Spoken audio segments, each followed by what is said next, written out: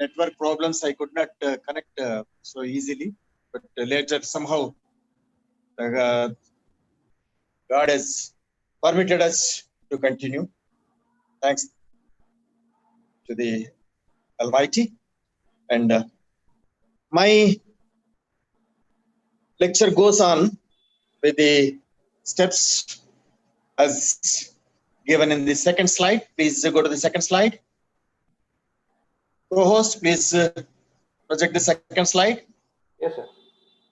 Yeah. The milestones of this avenue. You know what is avenue? Avenue is a highway road where you will have some rest pauses and every facility and all. So in this avenue, the milestones, the research avenue as well as my presentation avenue has got the various destinies and various steps, milestones. Let me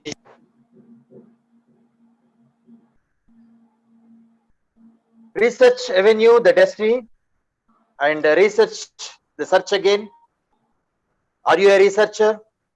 Level of thinking, research versus knowledge, ways and means of research, research avenues, the birthplace of research, and better doubt than overconfidence, problem identification, choosing a research area, research guide, research topic, and questioning is research. All are the research as the way of life.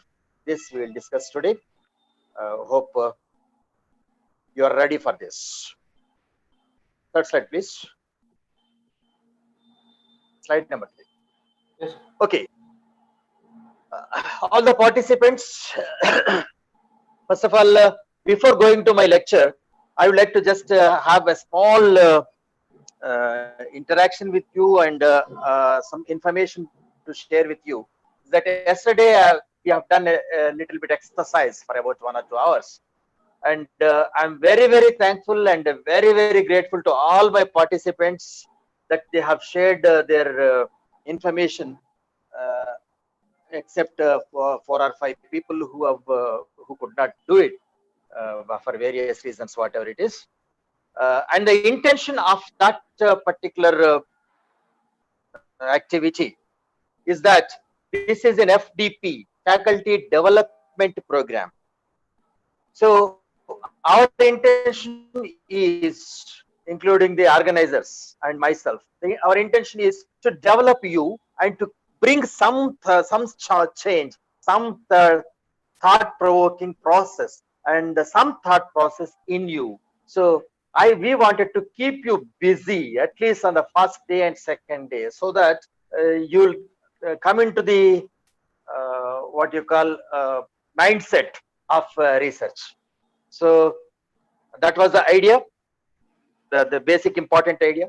And the second one is that we wanted to know in which area you are working and at what stage you are in this research path, the research avenue. In this way of life, we meet with several points, several things which we may accept or we may reject or we may like or we may dislike. All those are there. Whether you like or dislike, things will go on. See, like Corona, whether you like it or not, it comes and it goes. So all these things will be there. So whether the exercise that we have done yesterday, if somebody likes or do not like, it's I leave it to them. But it goes on. And the information that we understood yesterday, that about 90% of our participants, about 90% or more than 90% even, 93% exactly, which I have counted, 93% of the people are just beginners. And of them, about major share are that they have not yet decided what topic is to be chosen and how to choose a topic. This was the major problem which I understood. And a few people have already submitted also, whereas only 2 to 3%, 2.7%, I believe. And some more people are, they have decided the topic, but they don't know what to do and how to do. The path they are unable to decide. And that was one important reason why we have conducted that survey. We wanted to know at what stage you are and at what problem you are, so that we can straight away go to that point and expand that, and then we can show some way at that path. That was the very essential thing, that the outcome of this particular FDP. And second point I wanted to share is that by giving this opportunity, people, when they post, the other people also will be reading, and they will know in what area the other people are and where they are. So in the race, in which at which place they are, they can understand, and who are their contemporaries, they can understand. And another important issue, that the third point which I wanted to have, is that among these people, about 600 people are now together. If it is offline, we can meet each other just face to face, and we can talk, and we can introduce to ourselves, we can make intimacy with ourselves. But most unfortunately, this is not done in the webinars. The webinars, it is very difficult for the people to meet and to act and interact. So my idea is that if they share all this, those who have that like-mindedness and those who have the topics of same area may come together and may share or may understand at what level they are and what informations that they can share or they can interact, and that is another idea. So that say, for example, a history person is there who has told that he is unable to choose a topic, and another the person also has given that he has already chosen the topic and he is going on the research. So this the first person can act with second person, and they can understand, they can share how he can go in that particular line. So that is the idea, that people can themselves interact if they are of a similar group, similar areas. And another important point, the fourth point of that particular survey, is that if at all you are stuck up at a point, you will not be able to share, you will not have an access to interact with anybody. And unfortunately, in this particular COVID situation, it is too difficult to share, to explain to the persons, because a problem, when you explain face to face, it becomes easier to understand. But problem, when you explain in this way, it is very difficult. But when the forum is created, if you express, at least when several people are listening to it, or are seeing to it, or they are understanding it, at least one of them can have a solution for that particular problem, and they can share with you. So this is another important point that I considered, and that is why we have done a lot of exercise. Mr. K. Venkateshwarlu is raising hand. Can you just give him some access to speak? Admins? K. Venkateshwarlu is raising hand. Just minute, sir. Hello. Yeah. Madam, your voice low, Nandi. Okay. Is it not audible? Sir, it is clearly It is very low. Okay. Then speakers pattern. Speakers Sir, you can watch through live also, sir. Venkateshwarlu, sir. YouTube live also. It is clear from our side, sir. Please, can you check from your side, sir? And if it is not audible for you, hello. Yes, sir. It is clearly. Yes, sir. It is very clear, sir. Speakers voice is very low voice. Maybe it is his system problem. Yes, sir. We request Venkateshwarlu, sir, to go for live streaming. If you are unable to hear it clearly, it is available for live streaming on YouTube also. Sir, you can continue, sir. Raju, sir. Yeah. Thank you. And organizers, please make it interactive and live. If at all anybody raise hands, so you can just check up if there is any possibility, you can give access for them to speak, because the intention of this FDP is to solve their problems, to solve their hurdles. So we are not here to make them or keep some hurdles for them, or stopping them to say about their problems, right? So another person is raising hand, Mr. Vishnumurthy. Vishnumurthy, what is his problem?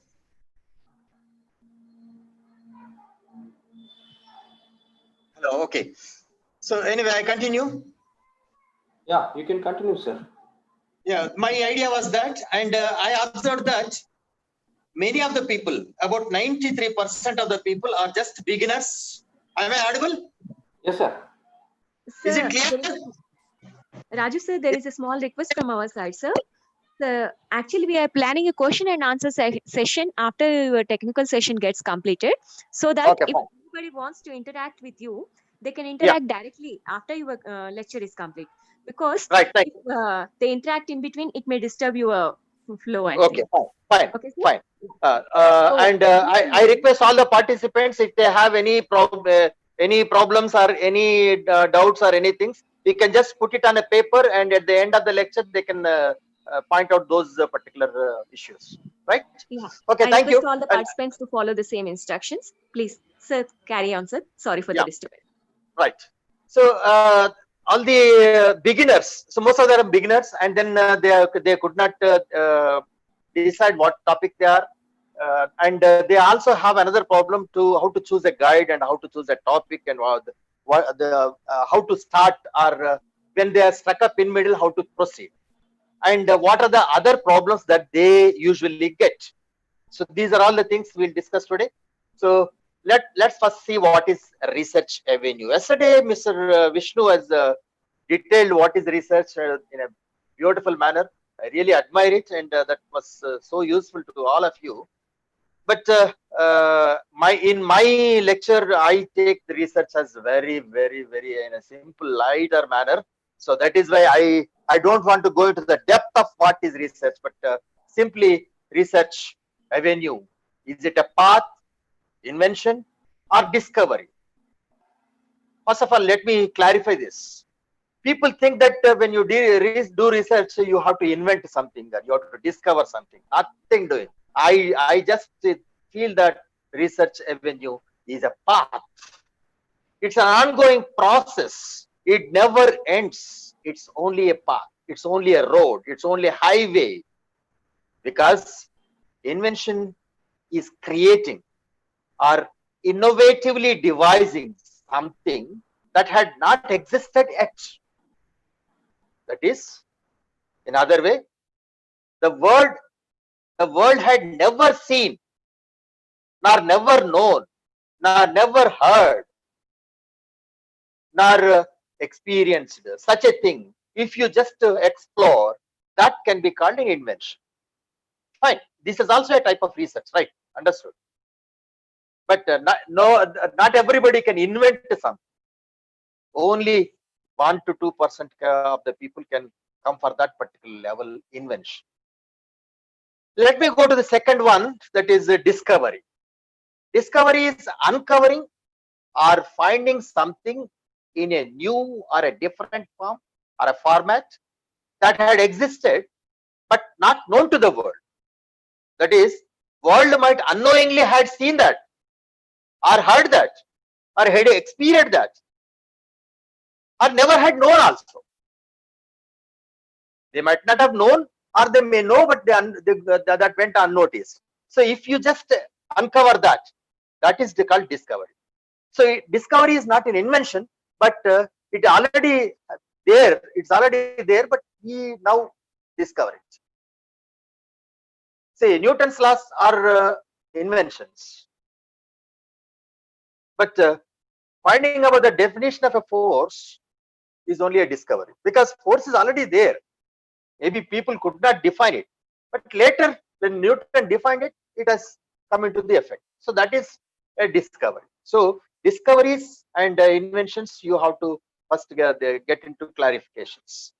Say a rail engine is discovered, a steam engine is discovered by James Watt, but its effective running is a discovery.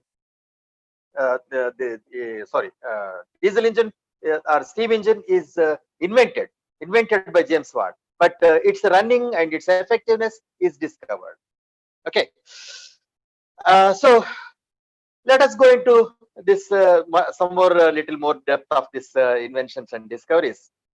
We have a popular saying, necessity is mother of invention.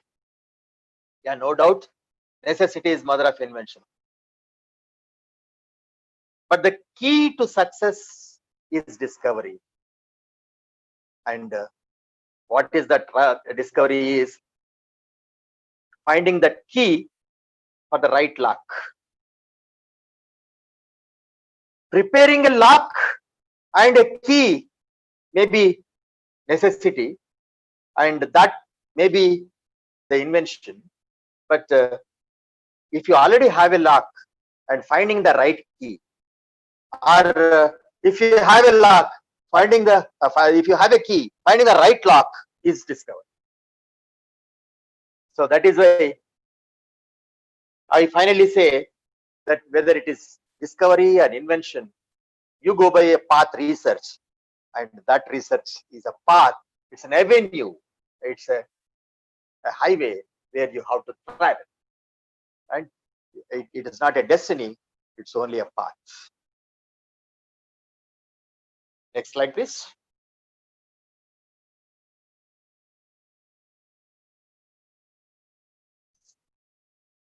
Organizers, go to the next slide. Yep.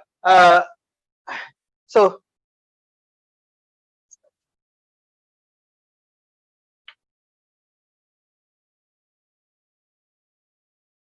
hello. Sir, the next slide has been put up, sir. Yeah. So research is searching again. Yesterday, Madam has clearly defined this. I observed in her introduction speech. She said, research is searching again. Yes, it is searching again. Because it may be already there, and you got to search again. You may not be knowing that it is existing. So when you search it again, you'll find it, and that is research. But this searching is not just a minute search, a day search. It is a long search. It's a long search. Okay. And while searching, you may have to, yes, you have to copy also. Yes, you have to copy, because man himself, may it be a woman or a man, definitely one will copy the other. Because when we are born, after coming onto this world, your mother will teach you how to copy, in fact. So copying is not an offense, but only thing is, if you copy from one person, it may be called copying or imitating.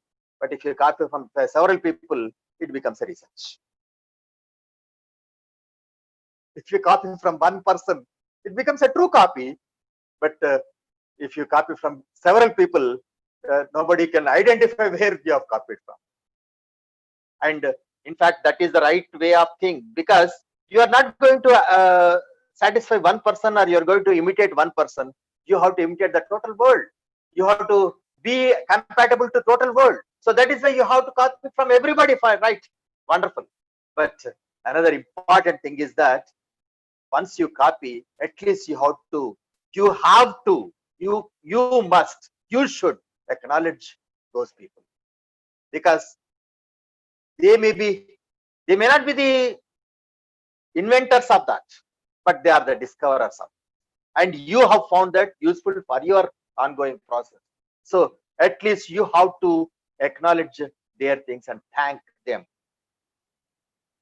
See, why you say Matru Devo Bhava, Pitru Devo Bhava, Acharya Devo Bhava? Because they have taught you how to live. And they also have copied from somebody, and you are copying from them. This is also copying, I believe. So copying is not an offense, but you copy legally.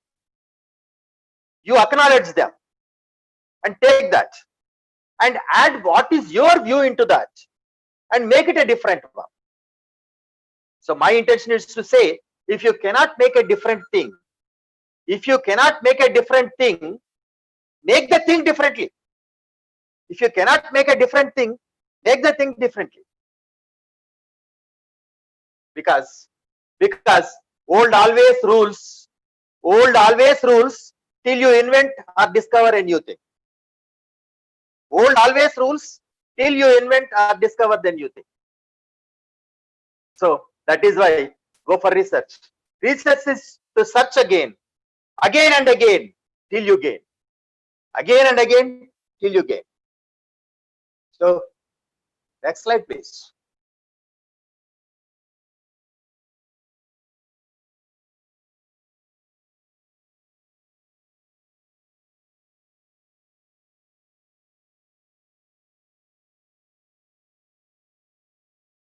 Research is one who listens what others listen. Researcher is one who listens what others listen, but understand what others cannot. सबको जो सुनने आता है वो भी आप भी सुनना है. అందరికీ వినిపించేదే నీకు వినిపిస్తుంది. But what others cannot understand, you will understand. A researcher will understand. जो सब वो समझ नहीं पाएगा वो आप समझ पाएंगे. जो सब नहीं देख पाएंगे वो आप देख पाएंगे. जो others unable to understand, that you will understand. Though they listen, you listen. They see, you see. But what you see is in a different way, in a different eye, in a different angle, and everything is a vision. It's not just see. Researcher can see what others can see, but his vision is what others do not see. Vision is different, seeing is different. Seeing is that what you can, what looks to you, but vision is that what comes to your mind, which you can see with your mind, with your dil se dekhna hai, right? So everyone, so for that matter, I believe that researcher reads between the lines. Researcher reads between the lines and knows from inside. ये अंदर से देखता है. He will see from inside. So in other way, I say that every creature on this world, in some occasion or the other, is a researcher. Yes, sometimes in your life you might have noticed several issues or several points where you might have you might have felt that you have discovered something, though it is already existing, but you might have discovered. Say for example, you have lost a gold chain somewhere and you have searched the entire house on some day and you could not find it, and after 6 months of time you have searched, but suddenly you have found it some place where you have forgotten, and you have seen that. You will feel that you have discovered your ornament, is it not? So, and while seeing that, while noticing that, you might not have gone that important point that you might not have intentionally searched for it, but suddenly it might have come to your mind.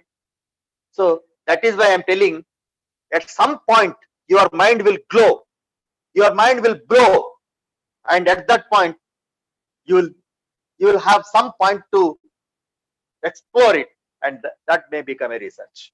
So that is why every moment of life, every moment of your thoughts, you can just think that it's a point for research. It's a point for research. So if you just think it in a different way, it may click. It may really click. Because today's this online teaching, in fact, it was set for a particular business meets, or for those people who cannot meet, they are when they are long or when they are unable to meet. But today it has become useful for teaching also. How? A different thought. Some days, some point, some people have done it, and it was click. So many things like that. Say, I can give ample number of examples for this, but my time is not permitting. Let me go to the next point. That is, man is a researcher by birth. I believe that by birth we are all researchers because we are learning. Because we are learning to live from, and we are copying from others, fine, and we are making it something new with reference to our surroundings, and you are making it suitable to our surroundings and modifying it and developing it are getting more and more important, more beautiful. And that is why a man is ever researcher. Every day he is doing research. Maybe it is not recorded. Unrecorded researches you are having. So going to the next slide. So next thing is that what is what is the importance of guru, and how to select a guru. This we'll discuss in our next part. Next slide, please.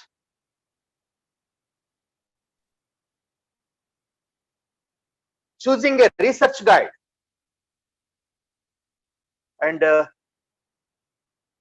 what is the level of thinking? Are you a researcher?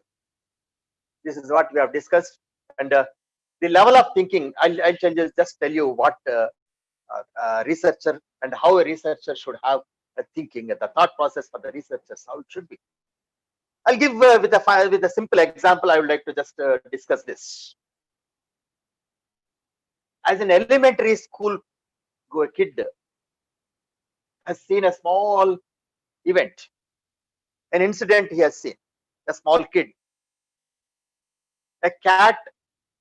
There was a cat, and it was it caught a rat, and it was killing that rat. This is the scene. If for this scene, let us see how an elementary school kid utters. What he says is, a cat killed a rat. Perhaps his mother or father or his school teacher might have given this statement to pacify or rectify or something like that. So he says, a cat killed a rat, cat killed a rat. Even that kid doesn't know what is a cat and what is a rat and what is a killing also. He may not know, but still he'll say that a cat killed a rat. He knows that a particular four-legged animal, and there is one creature that crawls, and that this is cat called cat, that is called rat, and that this cat goes and kills the rat. So this is what he knows, that's all. And on the first day when he has seen that cat killing that rat, he is the researcher. I am telling you that he is the researcher because he has found something is going on which has never seen. For the other people, it may not be called research, but for him, it is a research. Fine. The same boy, when he grows after some days, he goes on seeing various number of cats, killing number of rats, and it becomes common to him. And he comes to know that it's already a common, that he has only experienced at that time, first time, right? But later, he just gets habituated with that. And what a school boy says, a cat kills a rat. The same thing, a small kid, when he has first seen, he says, "Mummy, what? The cat killed rat, Fine. But when he comes to a school level, what does a cat kill? The teacher asks, he says, cat kills rat. So, for example, the same scene is given to a young man who may be going to a college, and how does he define this? A cat is killing a rat. Then you will ask him that explain this situation. then what he can say is that any cat can kill any rat.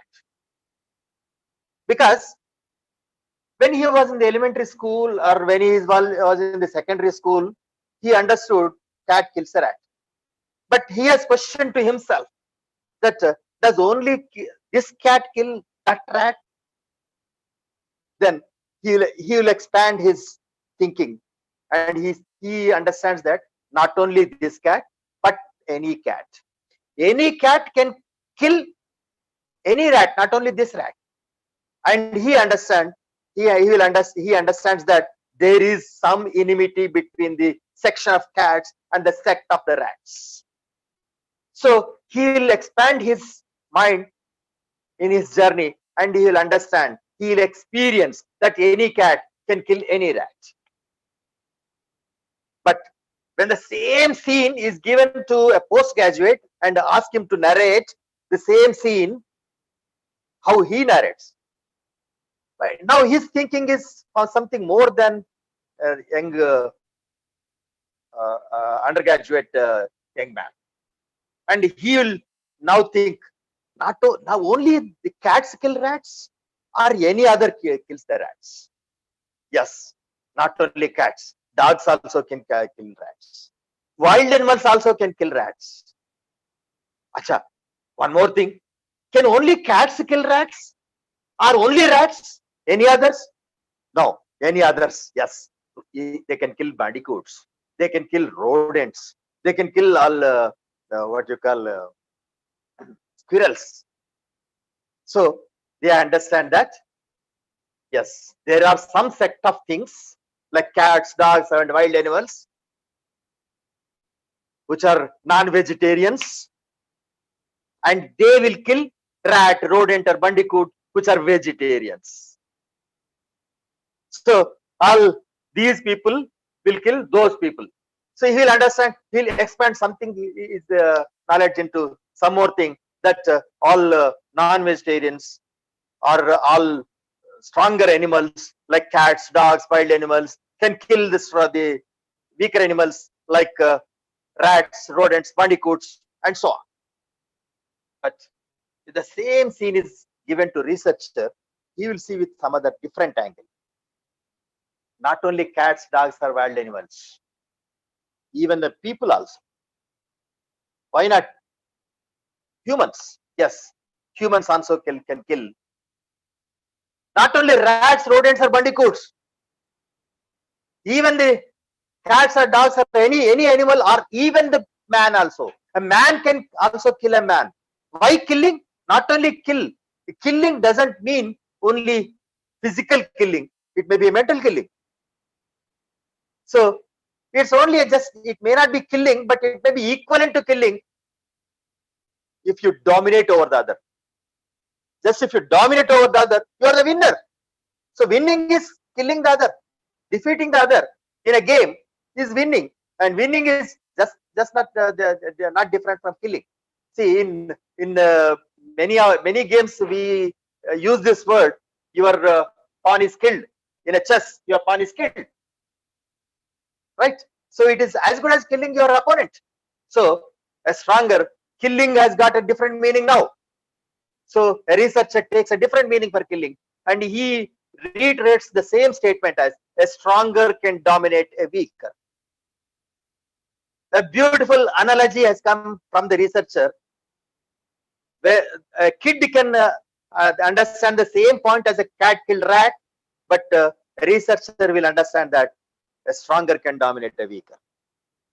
And this important point, you believe it or not, was a point for research for finding out a cutting tool for a human being. Do you know? You may be surprised to understand that this is the point which evoked the human beings to find out the axe. Axe is one which cuts the wood, because axe is the stronger one, wood is the weaker one. So stronger can dominate a weaker. So all that mechanical engineering, all that cutting process or fabrication processes have been developed from this point. Uh, Believe it or not, this is the truth. So getting the knowledge induces a point of research. So the knowledge of that getting stronger dominating a weaker definitely will invoke you or evoke you or propose you to do some research, and this research goes on. You are in a path now. So research is an avenue. That is why I'm telling you, a man is a researcher by birth.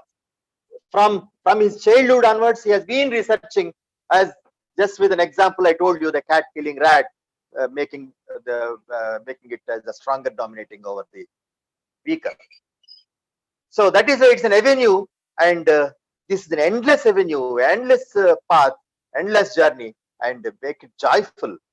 If you enjoy, see, while you are going in journey, to forget or to get rid of your what you call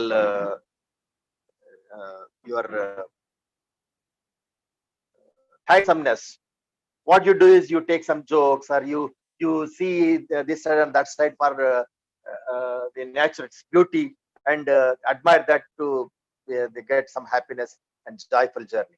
So the research is also like that. So if you have such problems, just see the environment and enjoy from it, and take some things from it, and you use for that researching, and then take an enjoyment in that. So research is an avenue to go on an endless joyful journey, and knowledge is a ground to play for a win or lose. Knowledge is a ground, but research is an avenue. So in the path of research, you may get knowledge at every point, various points you may get knowledges. So take these knowledges and go on researches. So, and I'll tell you, research is like well. You'll have more depth with less radius. Research is like a well, you'll have more depth but less radius. Knowledge is like a pond, you'll have more radius with less depth. So having knowledge is not just research. Most of the people will have this particular type of ignorance, that if you get the knowledge, you can do research. No, knowledge is only one point, and it's only a pond where you have got, but research is you go on. So for this, what you got to do, and in this path, research is a path. Organizers, please, you are not going according to my lecture. You are not changing the slides. So I've already gone through the next slide. Please please change the slides. Hello, organizers. Yes, sir, definitely. Yeah, already Definitely, changed, sir. sir. Yeah. This also I finished. So go to the next one. Choosing research guide. Please follow my these things. So if I so now you are going on a path of research, but you don't know where to go, how to go, and whenever you are going in a path, if you do not know, what would you do? Of course, today you may have that Google Path or Google what you call uh, what is that?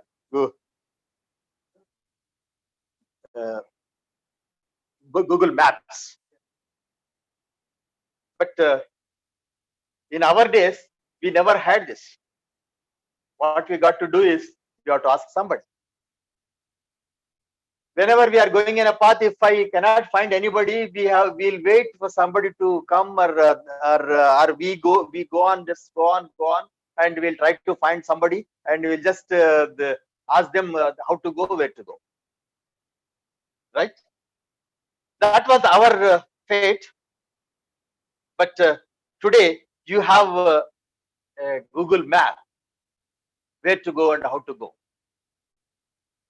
A wonderful app you have in your hand, and Of course, where we have asked the people, physically available people, but you are not having that physically available people, but again, virtual guide you are taking.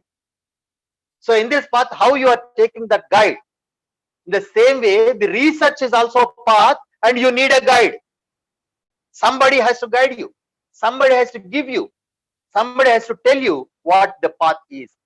And that guide might have seen that, or at least if has not reached that point, he might have seen that point. So he may guide you how to go.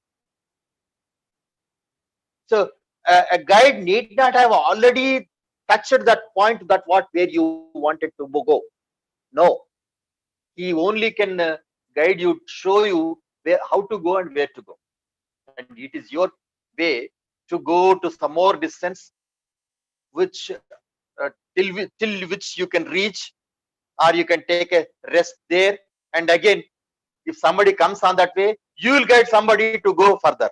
And this is the ongoing process. And during this process, obviously the people, those who ask for that guidance, will do some sins, some mistakes. Yes. Yeah, say if you are going in a path, and if somebody, you ask somebody how to go to a particular Rameshwaram or Shaneshwaram or something, and he has guided you to go this way. If you go this way, you'll reach Rameshwaram. If you go this way, you'll get Shaneshwaram. Fine. And you have moved into that particular path, and after going to some point, somebody told that no, this is not the path. You have been misguided. So it's a mistake of the guide.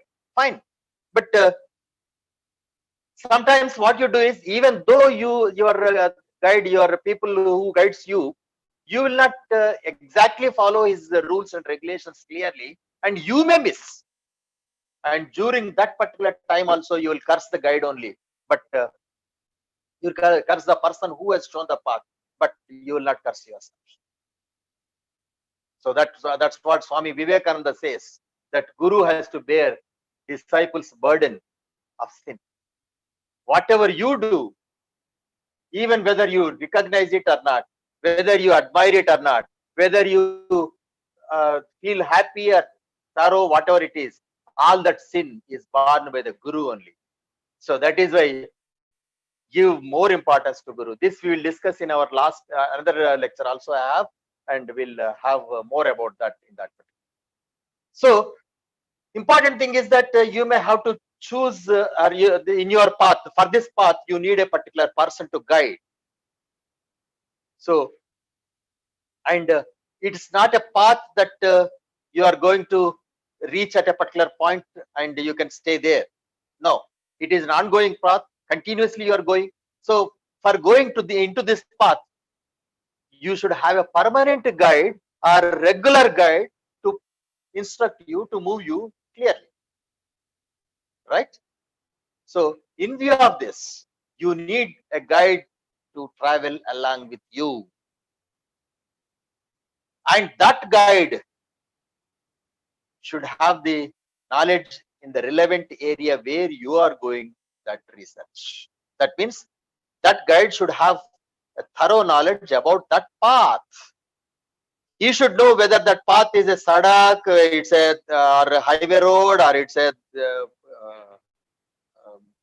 cement road, or CC or RC road, whatever it is, he should know. That is why what I'm saying, what I'm trying to say is that guide should have the relevant area of research, or you should choose a guide in your relevant area.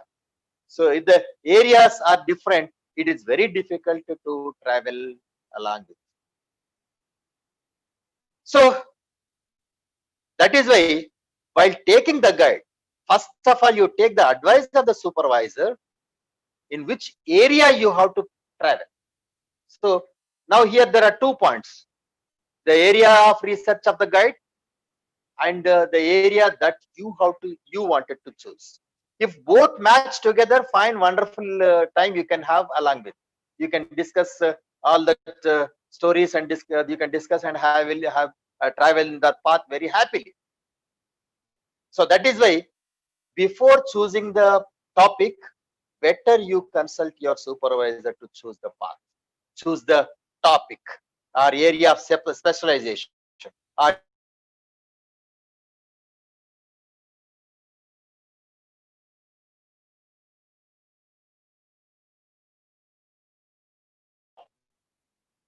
once the area and topic are chosen, you take this to the guide and take his approval thoroughly, whether he will be able to guide or not. Let him decide. You are not going to decide. And if he can do or by himself,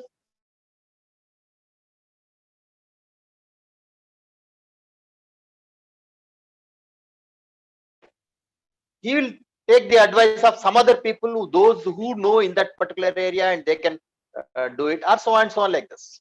So whatever it is, we'll discuss about this the selection of guide and what is importance guru in another session. So next for our discussion, whatever it is, that better start working in the area only after mutual consent, and then go to the next topic, that is research topic. After having chosen the research topic, then start doing research. So most of the people are having this particular problem, researching the topic searching and topic researching and topic selection. This is the which I understood from my analysis yesterday, that about 55% of people have not yet started their research, but they wanted to start. But most unfortunate thing is that wanted to start or want to start is only wanting, not need, not necessity, and not an urge for it.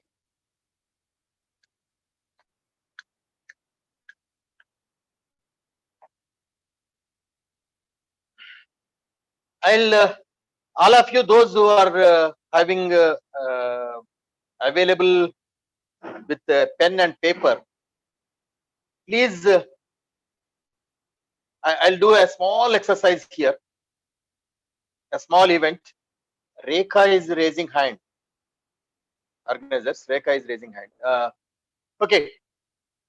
So I'll do a small exercise here. Take a small piece of paper, a page of paper, a page paper, and try to tear.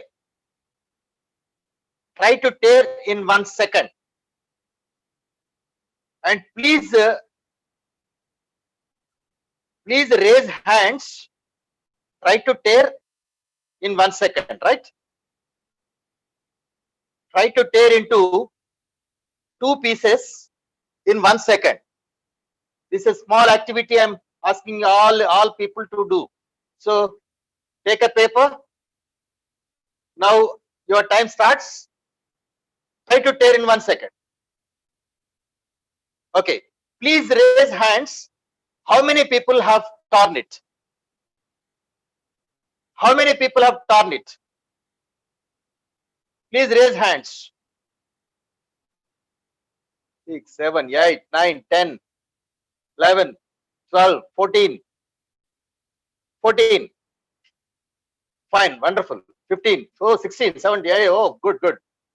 How many people could tear in 1 second? 21, 23. Oh, wow, wow. Going. Count is going. Very good, very good, very good. How many people could tear? I asked, try to tear in 1 second, right? So, and yeah, okay, you can try again also now. You can try again. You can try again. Take your time. In 1 second, you should be able to tear into 2 pieces. Only 2 pieces. Only 2 pieces. Wonderful, wonderful. Going on.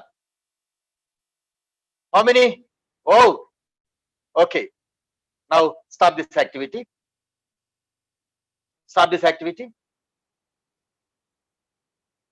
Okay, you can get back your hands. Fine. I ask you, try to tear. Please try to understand this. try to tear. Please understand this, not try to understand. Please understand this. I asked you, try to tear, but you have torn it. You did not try, but you torn. You understand what my point is? Trying is not tearing. You are only trying. I asked you, try to tear, but you have torn it. So I wanted to just tell you the difference between trying and doing. I wanted to tell you the difference between trying and doing. So if you try to find a topic, you just go on trying, you will never do it. But if you do it, your trials will come to a succession and success. So that is why I mean to say, leave the word try to do it. Leave the word I am trying to search or I am searching. No, you do it. You try to find, you just find the topics and then try to work on that. So choosing the research area is not just a trying. You just start it. Start it. Come on, put a step on it, and then. So the major problem is that when you are trying to just go into try to go learn a swimming or something, unless you put your feet into the water, you cannot do that swimming at all. Just sitting aside of that pond and thinking how to swim and doing something, you never can learn the swimming unless otherwise you get into that part, isn't it? So research is also, I told you, it's a well. You have to andar khoodna hi padega. You never try to just jump into that, but you have to jump into that. Once you jump, then you will find several number of topics around you, and you can choose one of them. Right?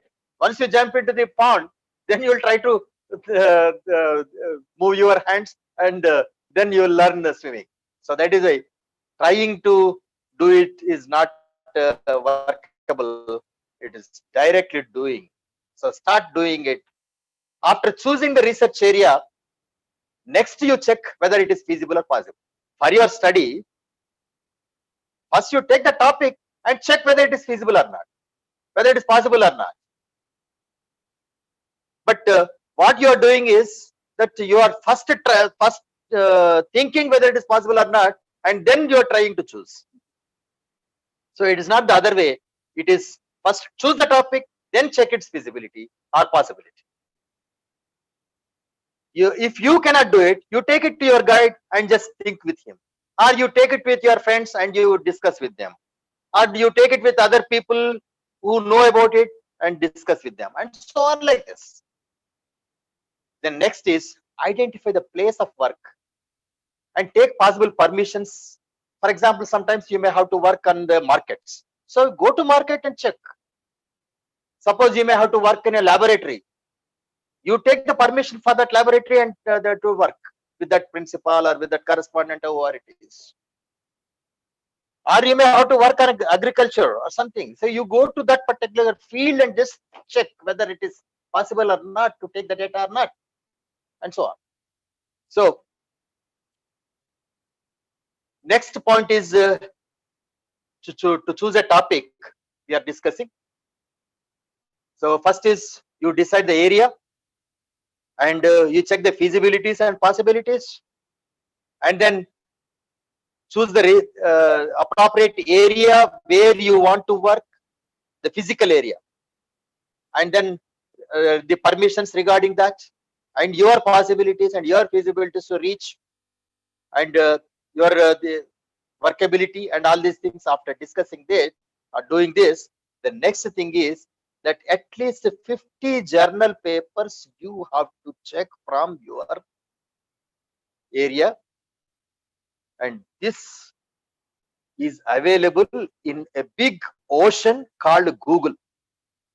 Google is an ocean. You just put a word of this, you'll get tons of papers available in that area. The most unfortunate thing for this generation, really, I feel jealousy with this particular this present generation, because in our generation we never had a facility of searching for a paper.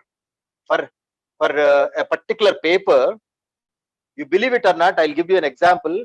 My guide, Guru Garu, he has for one particular paper who was written by Nakajima, Taichi Nakajima. He is a Japanese, and my guide wrote a letter to him to send that paper, and honoring that letter, he has photocopied that paper and have sent that paper to my guide, and that guide. All this took about 1.5 months for writing a letter, and he obliging my guru's words, and then sending that. So that was the difficulty that we had. So like that, we had several problems while taking that to get the paper, to get the knowledge, to get the information was very, very difficult those days. You believe it or not, I have gone through about 600 kilometers to search for a particular paper. I went to IIT Mumbai for one particular paper, and I've stayed there in a hotel for about 2 days, and taken that paper, taken all the notes, because those days this photocopying was also not possible. So I've written all that information and all that. So, and came back. So this was the situation. We had all those troubles, but those troubles are not there today. You have ample tons of papers available in and that ocean, Google Ocean, is even deeper than the Atlantic and wider than Pacific. So search at least 50 papers most relevant, closest to your topic, and then choose the best 50 of them. Maybe tons of papers you may get. 50 most relevant you separate, and you just take in a folder, and each paper, please, this is another important instruction for those who want to do researches. Each paper,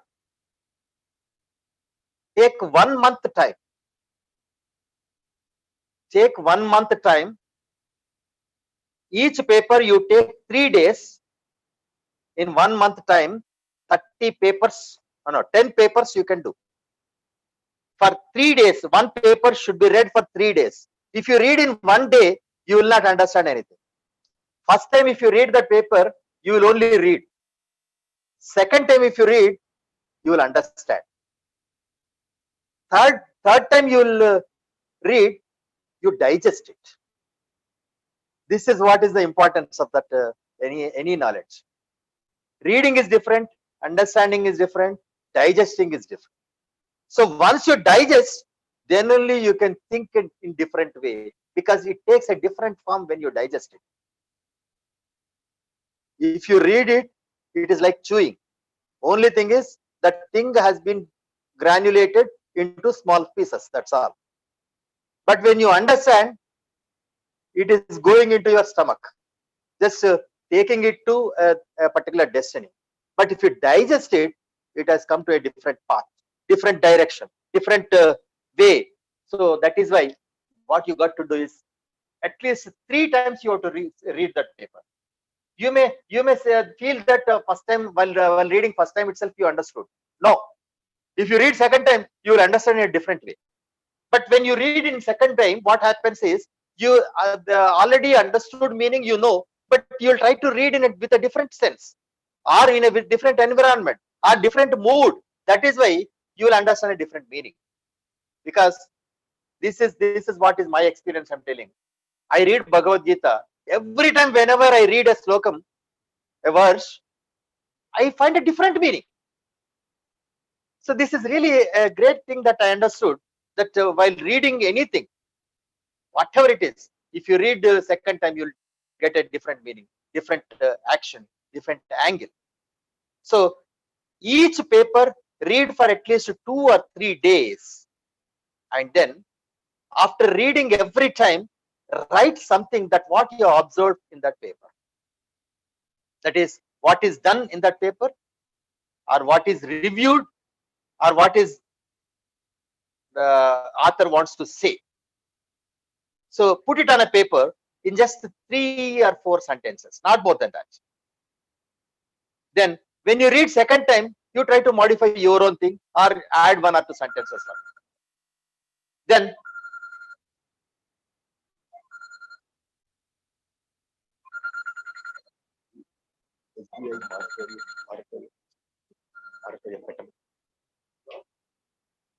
so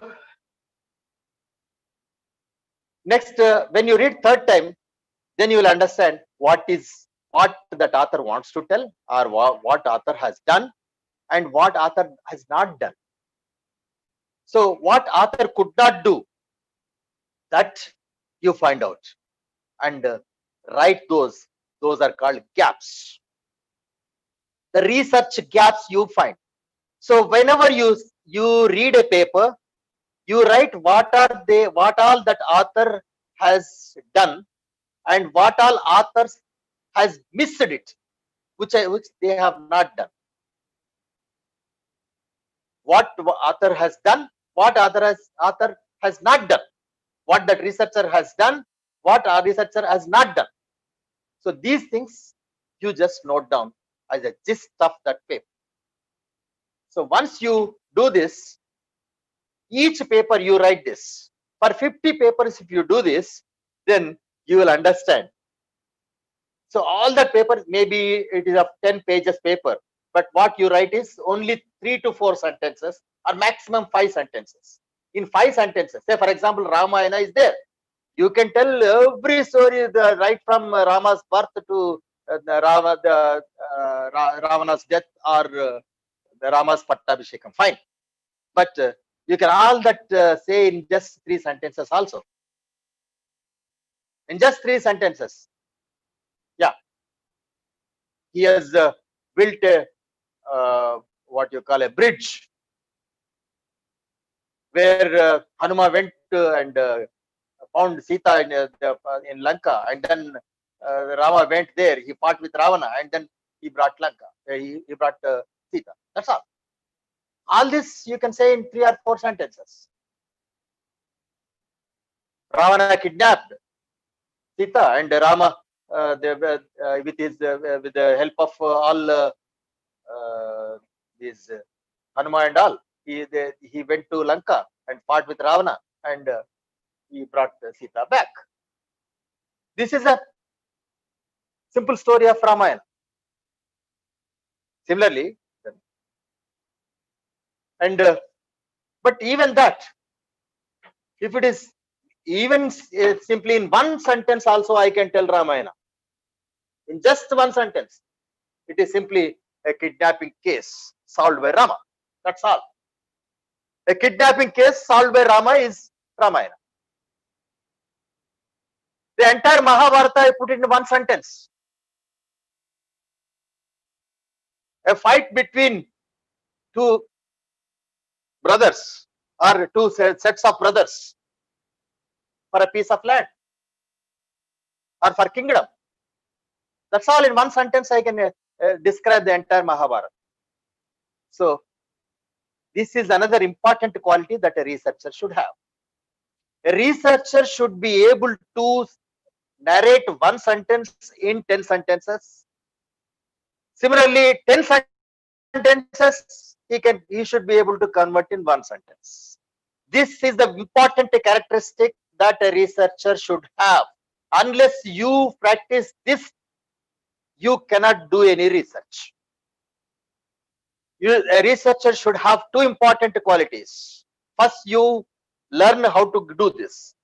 So, my dear English lecturers, if they possible, they can conduct one or 2 days program like this, how to write a essay or how to expand a particular thing. So this is these things, if they can cover these points, they can do a beautiful FDP, or a part of FDP also they can do this. This is one small appeal with the English lecturers, if they can do in our some of our participants.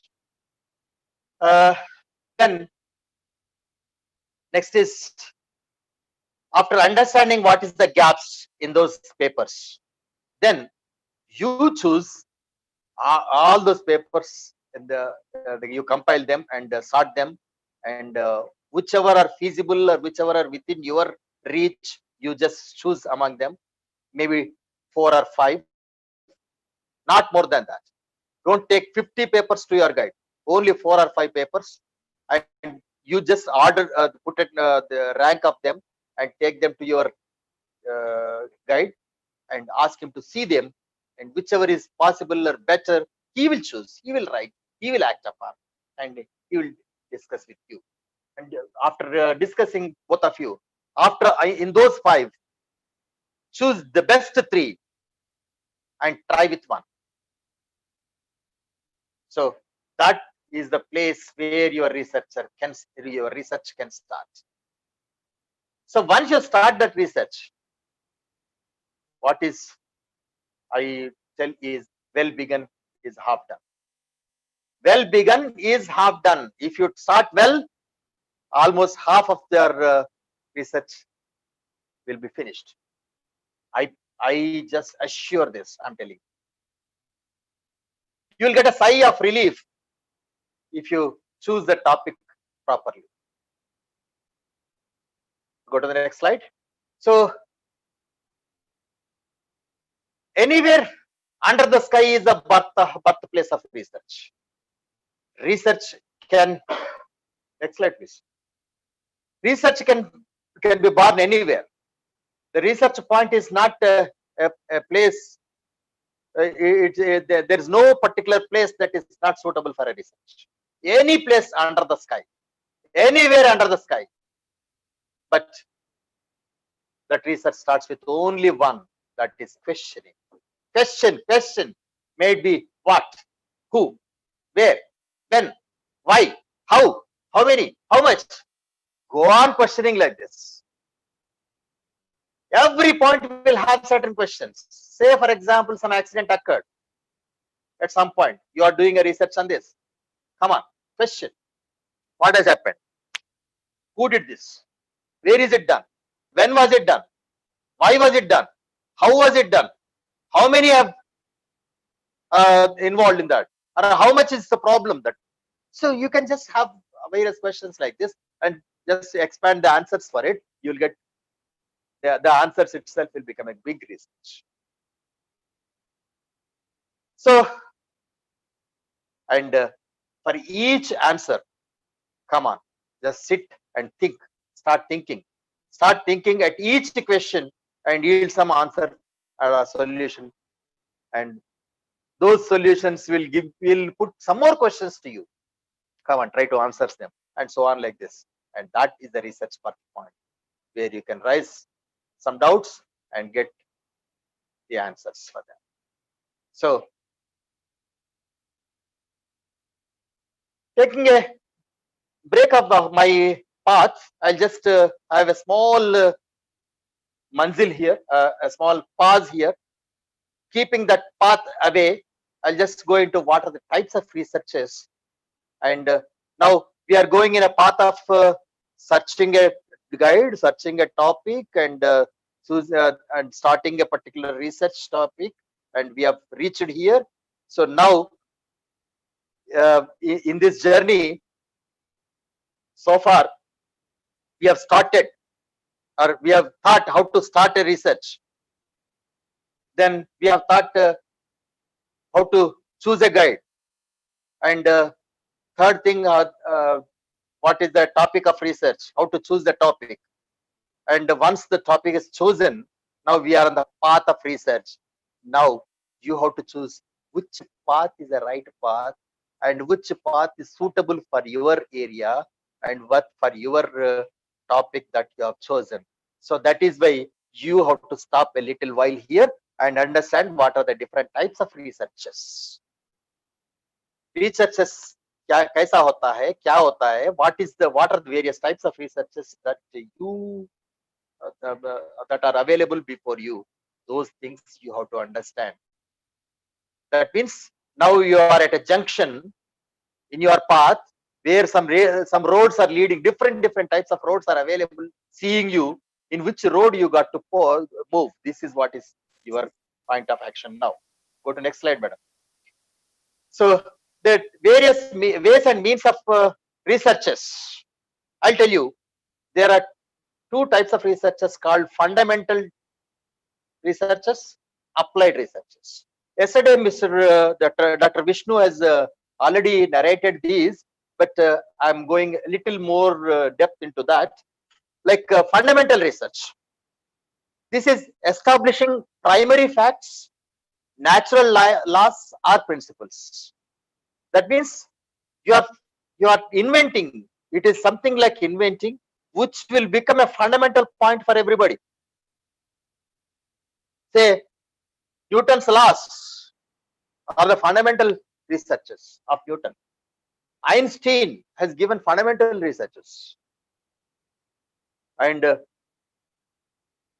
say Charles Babbage is a fundamental research.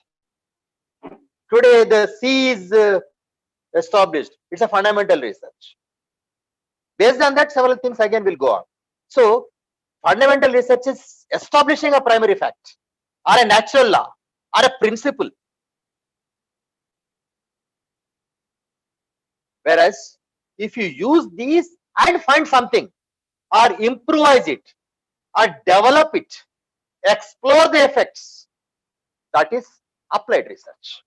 Extending the fundamental laws to explore the effects is applied research. So now you have come in a path, already chosen a topic. Now check up whether your topic is regarding the fundamental research or an applied research. Most of us are having the applied researches because fundamentals, almost already fundamentals have been established, but still there are things. The research never ends, I'm telling you. So fundamentals are coming every day. Every day new subject is coming. Today the artificial intelligence is there. It is also a new subject. A computer has come. In 1700s, 1800s, there was nothing like that. Okay. So fundamental research, say for example, for a COVID, you find some medicine. It's a fundamental research. It becomes, and so on. Okay. So going to the conceptual or empirical, this is another way of path that you choose. Propounding a theory or a concept or a logic. A theory or a concept or a logic, if you propound, it's a conceptual, a concept you are bringing up. Whereas empirical is verifying by observations. The concept you have and you will verify for a particular situation. This is empirical. So empirical or logical things you just explore and then you go ahead with the researches. This is another way that you can choose. And sometimes you may have to just go on describing only a qualitative one, or you may have some figures and facts with statistics and all, some mathematics or statistics or something like that. It's a quantitative research. So that is why don't underestimate the people who just write something and just they get a doctorate. That doesn't mean that they have not worked. They wrote something. No, it is more difficult than they're doing an experiment and getting the results. Doing an experiment and getting the results is in our hands, and the results are expected, or results will come, whether it is positive or negative. But in a theoretical form, all that they only have to generate. The mind they have to explore, they have to burst that mind to get that particular idea. That's very difficult. In fact, the result they see only with mind, which will not have a shape. But after writing that, only it will get a shape. For example, a poem. A poem will not have a ground, will not have any shape. And the poets will write that. After writing that poem, you will understand the beauty of that poem, or the meaning of that, and so on, like that. So what I mean to say is, qualitative and quantitative are equally important. Qualitative is verifying the hypothesis by logic or theory, whereas quantitative is verifying a hypothesis by numerical facts using mathematical or statistical tools. Say, for example, Telugu. Yesterday, I've seen some people who are doing some research in Telugu, or research in history, or research in something like Urdu or something, and they have expressed the difficulty that they are unable to get the data for that. Yes, most unfortunate thing is that research, I told you, it's a well, it's not a pond. You have to dig into depth, and it's not a pond that you can just swim. I told you once again, I'm telling you that while going on digging, you don't know what you will get, what you will not get. You may get water, you may get the gold, you may get only a coke or coal. Anything you can get, or you may get a rock also. So go on doing it. Go on into the depth. But and most unfortunate thing is that research is that way. Those people who do not see, you are seeing, right? You have to see those people who cannot see. So if you get that all data, it is that they have already seen it. Try to understand this logic. Try to understand the logic. Researcher is one who sees that others cannot see, who understands others cannot understand. So if you already have data, and if that is available to you, then what you are going to do it? It's already there. So that is why you remove this from your mind, that you are not getting data. Data you have to create, or you have to generate, or you have to compile, or you have to interlink with other, interface with other, and get a new one. That is what is research. So getting the data nearest to that, nearest to your topic, you search, and think in a different way how you connect this data for your data, for your point of research. So this is another way of thinking. What I mean to say is another way of thinking. So this is one way, that when you are digging your hole, you may have to search from the other sides, or this from the boundaries also. You go on searching. Connect.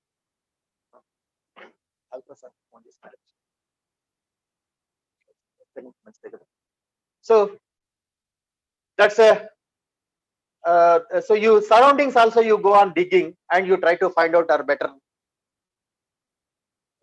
area, or better point that you can get it.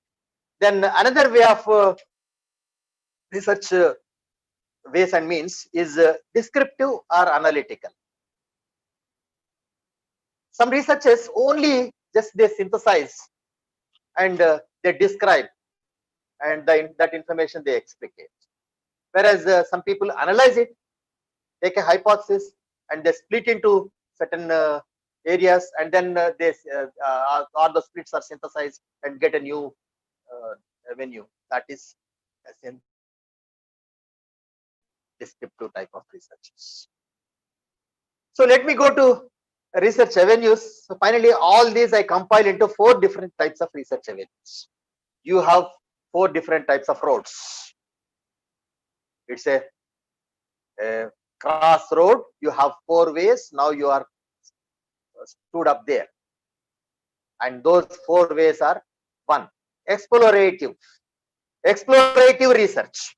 Explorative research is, now in your path you have one road called explorative.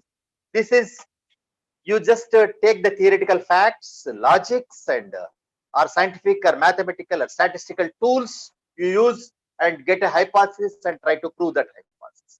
This is explorative way of research. This is a road. This is explorative road. Explorative avenue it is. And the second road is experimental. Most of the science people, they say biological or physics or chemistry, these people will choose this mostly.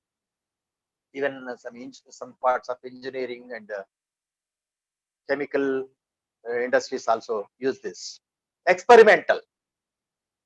For this, you get an equipment or a machinery is set up and practically fabricated or tested with some materials, or changing the materials, or using some other way of doing that materials, or different temperatures or different environments, and so on like this. So you can change various compositions or temperatures or pressure or different activities or different factors. You just go on changing and then find a new one. This is type of experimental research.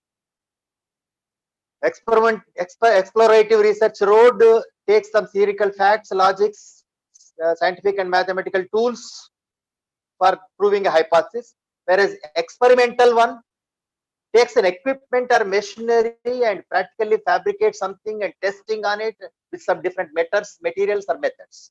So please get clarified between these two. And the third type is survey. Yada praja tada raja. Whatever the people want, that king has to do it. So whatever the people want, that marketers will collect and give it to the industry, and that industry will generate a new type of equipment or new type of method or material or product.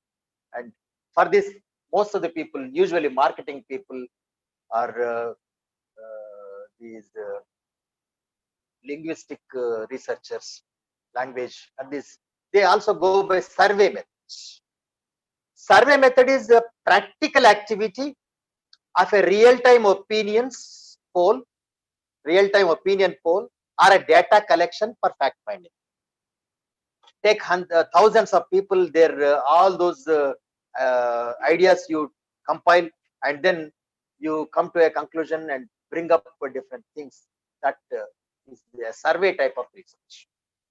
Usually, most of MBA products they will go by this survey type of researches.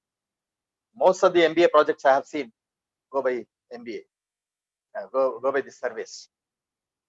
So, practical activity of real-time opinion poll or a data collection for fact finding is a survey type of research.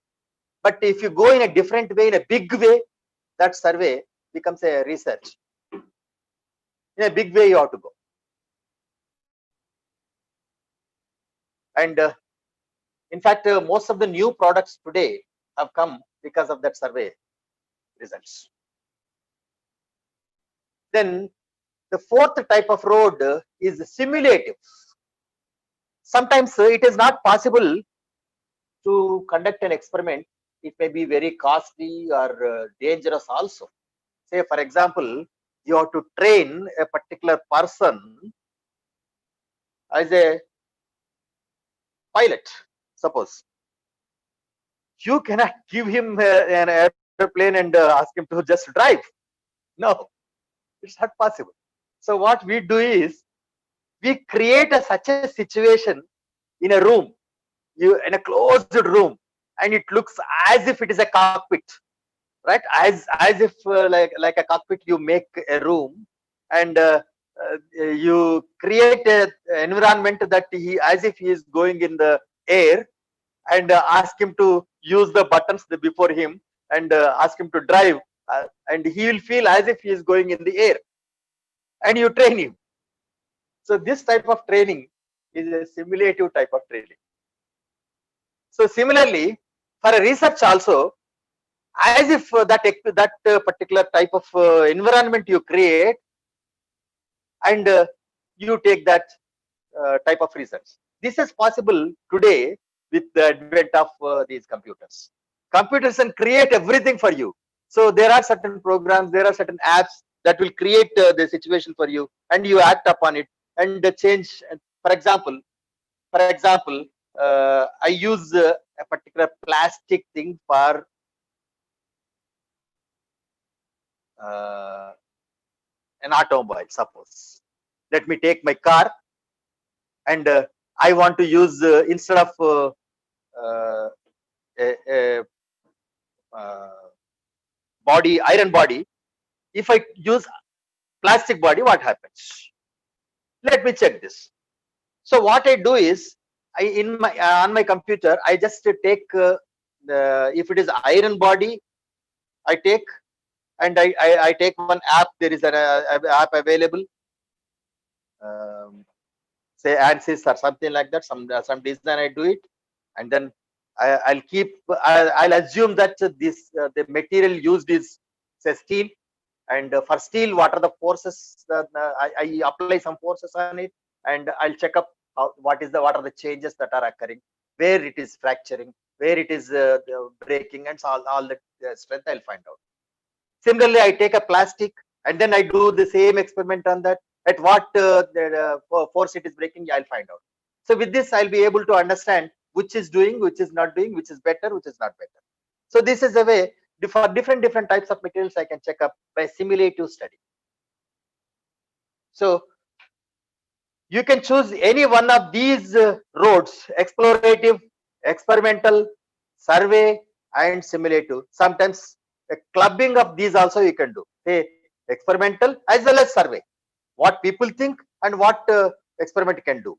Say for the COVID now we are doing that. Both and even simulative also or sometimes you can club all these four also. So one or more of these roads you can choose to reach final path. So next, so what you got to do is, once you choose, you have now, what you have done is, you have chosen the guide, you have chosen the topic, now you have chosen the method of research, or the avenue of research, the road of research, and then next is you start doing your journey. But while doing this, important thing is, yes, definitely doubt is better. You have to definitely go with a doubt. Whether you reach your destiny by going on a particular road, fine. It is definitely, you will get a doubt there. You have to get a doubt, but overconfidence is dangerous than doubt. Better doubt, but not overconfidence. I can definitely go. No, this should not be the way. What you got to do is, yes, whether I can go or not, I have to recheck it. So doubt leads to inquiry. So once you get a doubt, what you do is you try to inquire with somebody. That is why you get a doubt. Yes, better you get a doubt and start inquiring with the people who with surroundings to you, or which is nothing but you are searching for papers that the people those who are going on your path, you are asking them in other way. It says that you are asking the other people, you are trying to find out with other people what they are doing. Virtually you are asking. So that is why second part of that, once you get doubt, is inquiring. Once you inquire, you start discovering. And once you discover, you start progressing. So doubt leads to inquiry leads to discovery, and discovery leads to progress. So once you progress, next again doubt, yes, and go on like this. Sky is the limit, I'm telling you. Anything you can choose as a problem, anything you can choose your destiny, but anything under the sky, but not above the sky. Don't overthink, don't be overconfident. So I go to the next. I told you, questioning. Research is questioning. Getting a doubt. Questioning. Yes, you have to question yourself. You have to question whether what you are doing is right or wrong. Whether your path is in a right way or not. whether what your people surrounding with you are giving the right direction to you or not, whether your guide is saying right or not. All these things are the questions. So research itself is questioning. No doubt it is questioning. And I already told you that what others cannot understand, you have to understand. What others cannot think, you have to think. Right. So I'll take one small example for this questioning and how the research will go and what it can reach about. Say, most popular thing that we have learnt in our school level, maybe your mother or your teacher or your father might have told this as a fundamental thing, that sun rises in the east. Sun rises in the east. Can I just this is a small activity for to the participants. Please raise hands. Those who accept this, or those who, is it correct? Those who think that it is correct, please raise hands. Sun rises in the east. Is it correct or not? Sun rises in the east. Correct or not? If you raise hand, I feel that it is correct. Please raise hands and keep raising. Keep your hand raising. Raise hands. If people think that sun rises in the east. Sun rises in the east. Is it right or not? If it is right, raise hands. Sun rises in the east. Wow. 40, 44. Going on, right? Drastically going up. 50s. Reached 50s. Sun rises in the east. Is it right or wrong? If it is right, raise hands. Sangareddy, Kalpana says yes. Srinivas says yes. Yes. Sir, the Errola chat box Srinivas is says enabled. yes. Yeah. Sir, the chat box Yeah, is yeah, enabled. You can ask for typing them. Okay. So if say yes, yes also you can write, right? But raising hand is simple and it goes on faster way. Yeah. Okay. So about most of the people have raised their hands and said yes, yes, yes, yes, yes, yes, yes, yes. Very good, very good. You're going on, very big number. Okay. So stop. Okay. Anyway, so about 90% of the people have already given their consent that sun rises in the east is correct. Maybe other 10 people, other 10%, at least in another 9% also, maybe they have not given answer, but they feel that it is right. Sun rises in the east. Okay, now let us think. Is it really true? Is it really true? Does sun rise in the east? First of all, my question is, does sun rise? Does sun rise? What is rising? Going up? Does sun go up? Think once again. Think once again. Sun rises in the east. Is it right or wrong?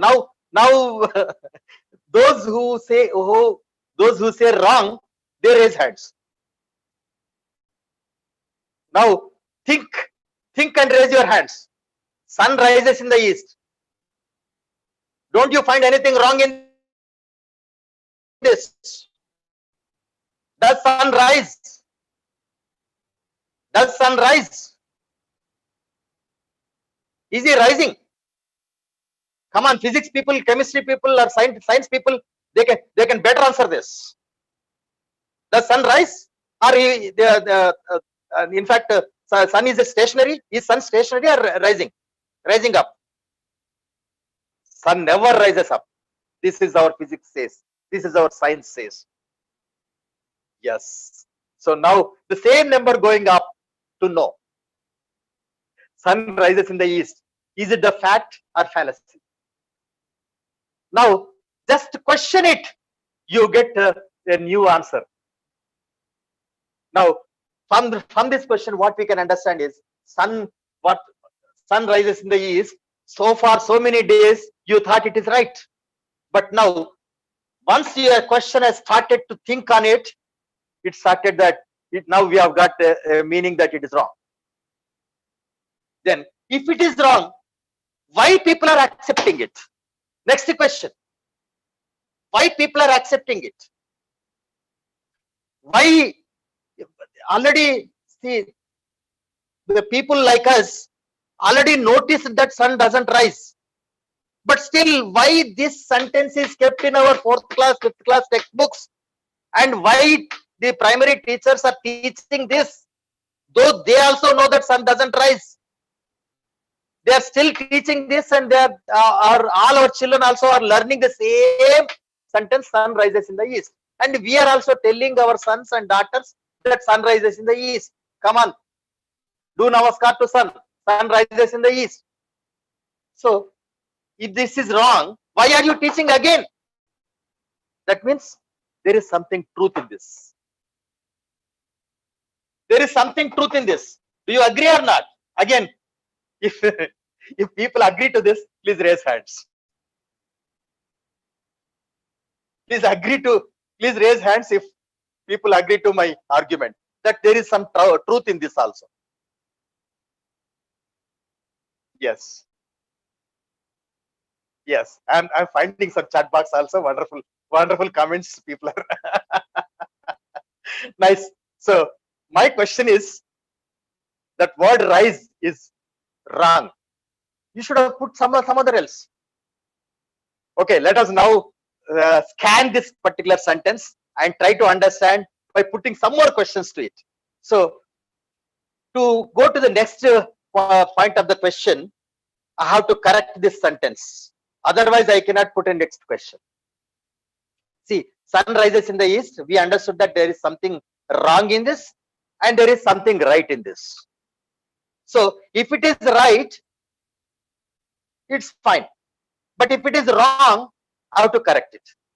So let me make it right in all ways, that sun in fact doesn't rise, but it appears to rise in the east. I think this is right.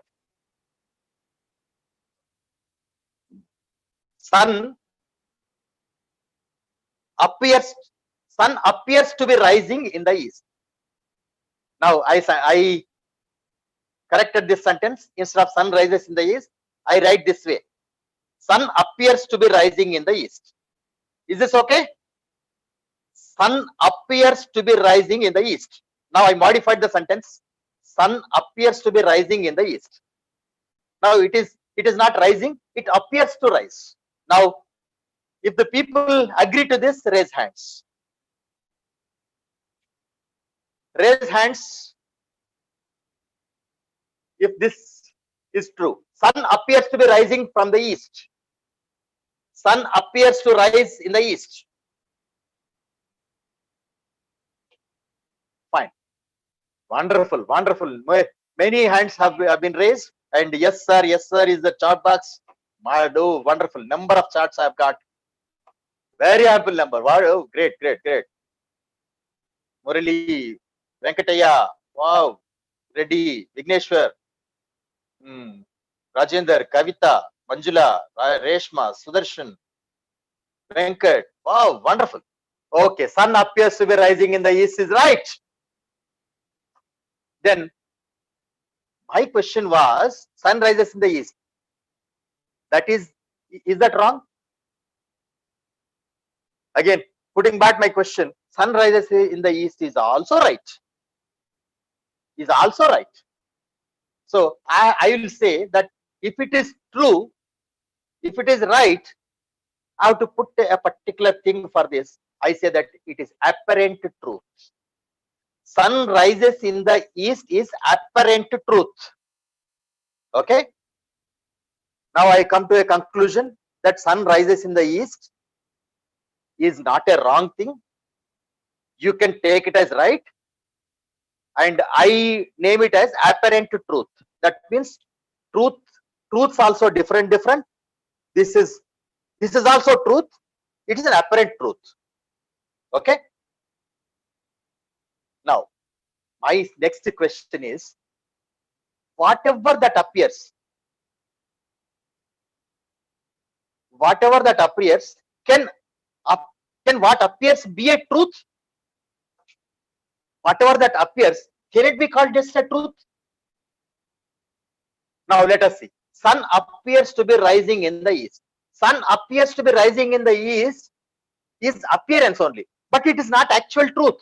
So we have not only a truth, apparent truth, but there is something, a different truth. What is the different truth? Now let us dig the truth. Sun rises in the east is apparent truth. Now we have modified it as sun appears to be rising in the east. Sun appears to be rising in the east.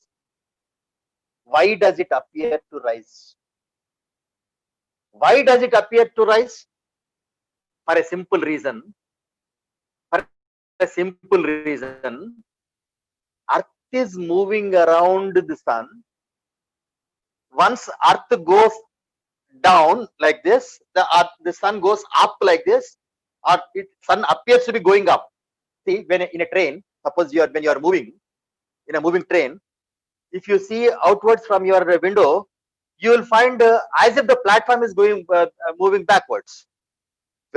Because your train is moving forward,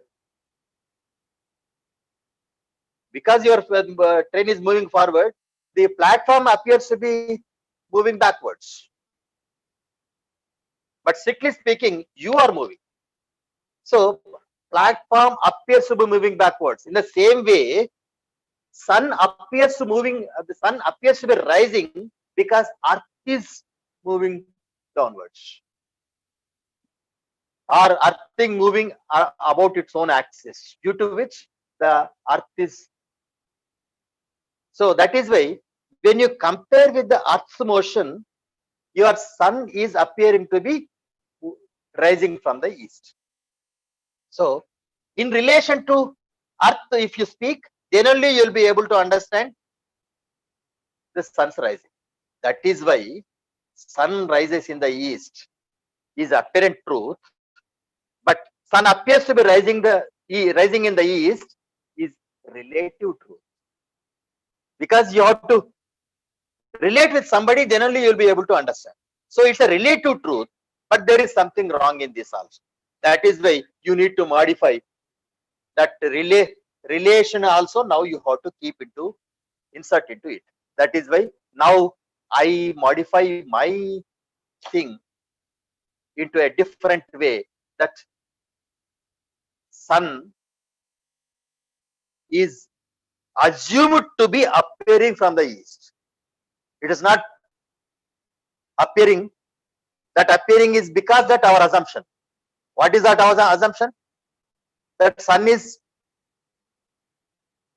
appears to be going up when Earth moves down. When Earth moves down, sun goes up. This is our assumption. With this assumption, we are now modifying the statement that sun is assumed to be appearing to rise from the east.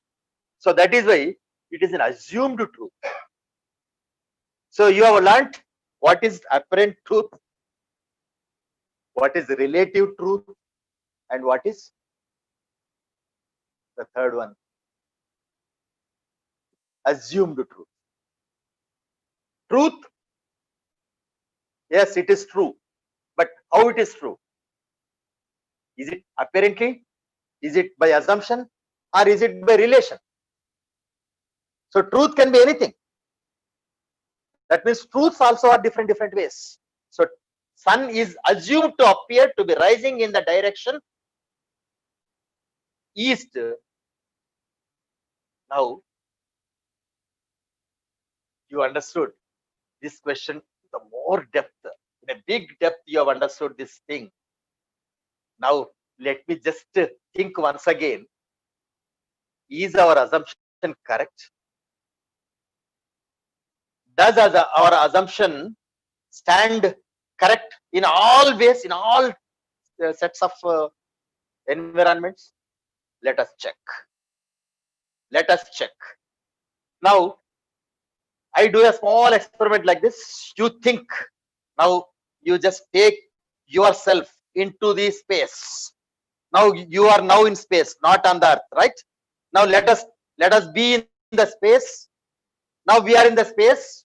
In that space, sun we are able to see, earth we are able to see, sun we are able to see, earth we are able to see, all the stars, everything we are able to see. Now what we observe, what do we observe? Earth rotating about its own direction in the axis, and it is also moving around the sun. Now you are at some point above the earth looking downwards, and you are seeing that the sun is there. Around that sun, earth is moving. Now tell me, does sun is rising the east? Sun is rising in the east, or sun is rising downwards? Or when you are just below the earth, below this the axis, and you are looking up, and now you check whether sun is in the east or west. Arey Baba, when you are in the space, which is east, which is west, which is north, which is south, which is up, which is down? Do you know? Can you identify what is east, what is west? Is your right hand side west? Is your left hand side east? All this is just a question. So there is no question of east or west. In fact, all this east and west, we have made our points. Say, for example, is America on the east or west of our country? So it is exactly opposite side of the globe, right? Exactly opposite side of the globe, right? Now, if it is 12 o'clock midday now, for them it is 12 o'clock night. So now tell me, is that place in the east side or west side of us? You can definitely reach to the east if you go to the east, or if you go to the west. So whatever the way it is, so there is no point of taking east or west. That is why all that east or west is meaningless and baseless. But do you think that the statement is wrong? No, statement is having the truth. It is having an element of truth. So I'll correct it once again. Sun is assumed to appear to be rising in a direction in the sky called east. But strictly speaking, sun is not rising from the east. What is correct is that whatever sun that you are looking, you are calling that as east. Are you able to understand this? Try to understand once again.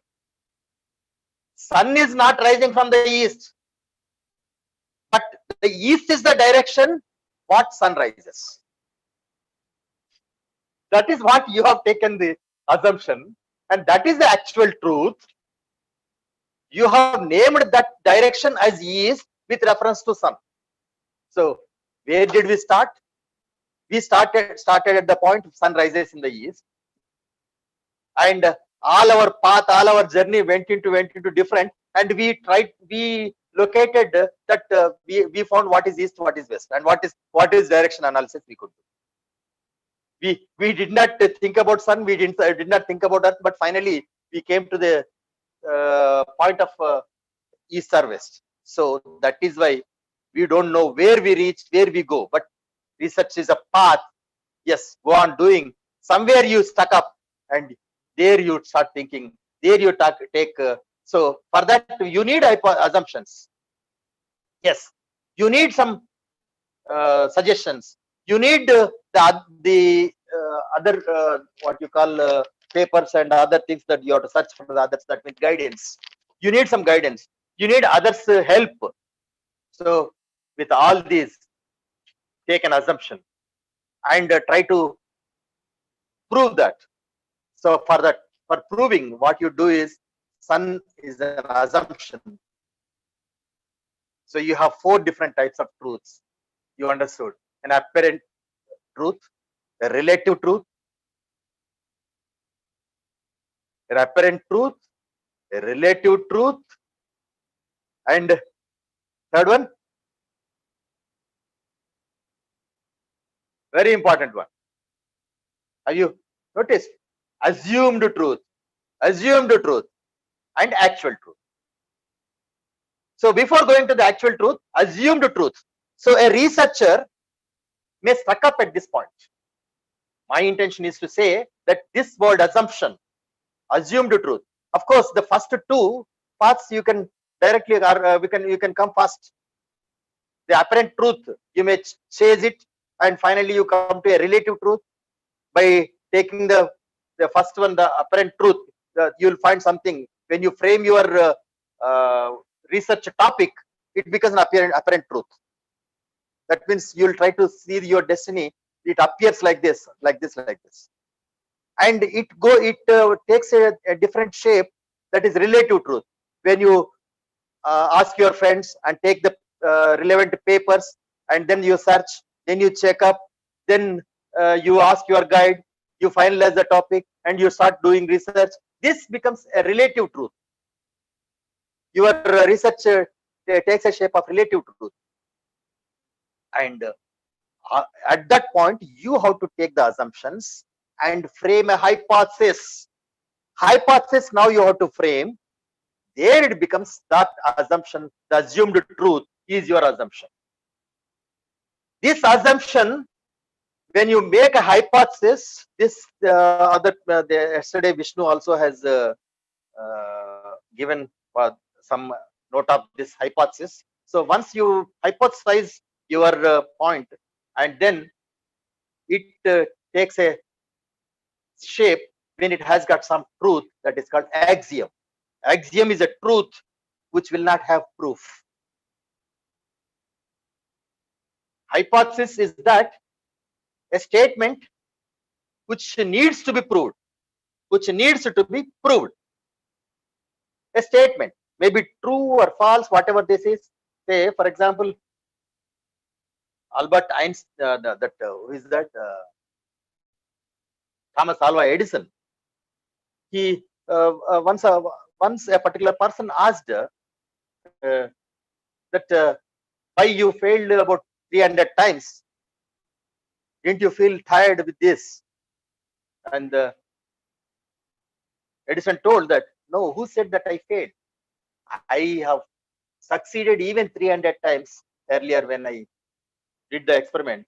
And he said, all the 300 times I proved that these particular things are not useful to blow a bulb. Fine. So this is also a truth. So hypothesis need not be always proved to be correct. Even if you prove it is wrong, also it is a research. Never think that you should get always a positive result. You can also prove that it is not useful for that particular point. So and so on like that. So finally, that hypothesis becomes an axiom if it has a truth. Sometimes you can have a beautiful axiom. I'll give you one small activity. If people have the paper and pen, please take paper and pen. You just I'll tell you a simple division problem. A simple division problem. Please do this. 16 16 by 64. 16 16. Write this on your paper. 16 by 64. 16 by 64. And your answer should be, what is the answer? 1 by 4. Right? 1 by 4. Okay, I'll give you one more problem. 166 by 664. Come on, do this. For 16 by 64, okay, you could answer very easily in a short second. But now it is 166 by 664. 166 by 664. What is it? It is also 1 by 4. Is that not?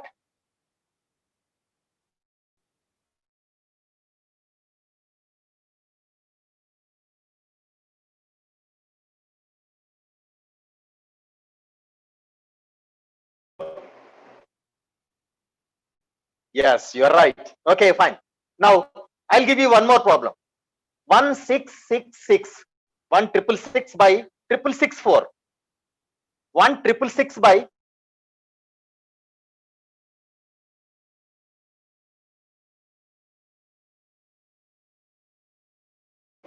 have you checked? I told you in just a sharp second because I have done with a small hypothesis that I strike off sixes.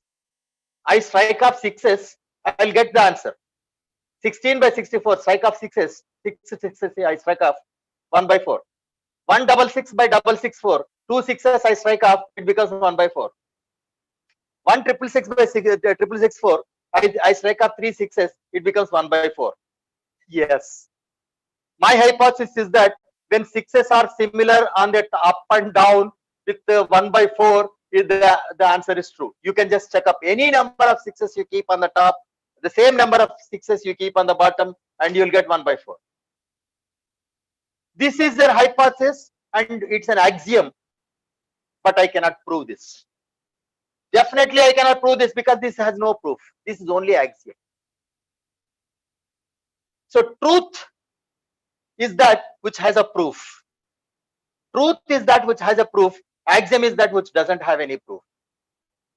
So hypothesis may end up at an axiom or hypothesis may end up at a truth also. Not only 16 by 64. I'll give you one more example also in mathematics.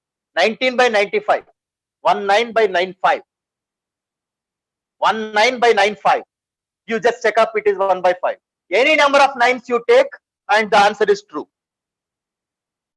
Like this, for every number there are certain, for 1, 2, 3, 4, 5, 6, 7, 9, for all these numbers, Ramanujan has given some analysis like this and some hypothesis, but he told it is only axiom. Yes, I'm telling you that our assumption leads to hypothesis and it may go to an axiom or a truth. Never get disappointed if it is an axiom because it has got a truth. You can prove it there, or you can give an axiomatic end up your conclusion, axiomatic conclusion by qualitative way. So that is why qualitative research is also important, not only quantitative. So don't think of the questions, don't think of the science, what you call statistics, mathematics, leave them up. So that's all there. Instead, you can go by qualitative approach. You can also have some axiomatic approach. So hypothesis, axiom, and then finally it becomes a truth when you prove it. When you prove it, it becomes an ultimate truth. It becomes ultimate truth. What is that ultimate truth? Just now in our sun rising example, I can tell that even this has a actual truth is also has flaw, that there is no east, there is no west when you see some space. That is why finally the ultimate truth is like this, that earth rotates around the sun and sun's rays fall straight at some place, slant at some other place, no rays at some other place, and those people based on that sun rays will understand, will develop a direction, and that they assume as direction. With reference to that direction, they think they take the reference of the other people. So thus they live. This all is the ultimate truth. But what is ultimately available is sun, earth, and the people taking that into reference. So that is why ultimate truth.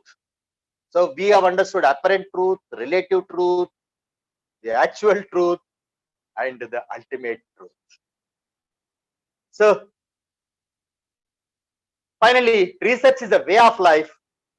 So what we hear or see may or may not be true. Whatever that we listen may not be true. Whatever that we see may not be true. That is why you search, you think, you explore, and finally get what is an ultimate truth in that. What is the actual truth in that? What is the assumed truth in that? What is relative truth in that? What is the apparent truth in that? People may find it is something like true, but the inner meaning may be different. Inner truth may be different, and that you explore it out.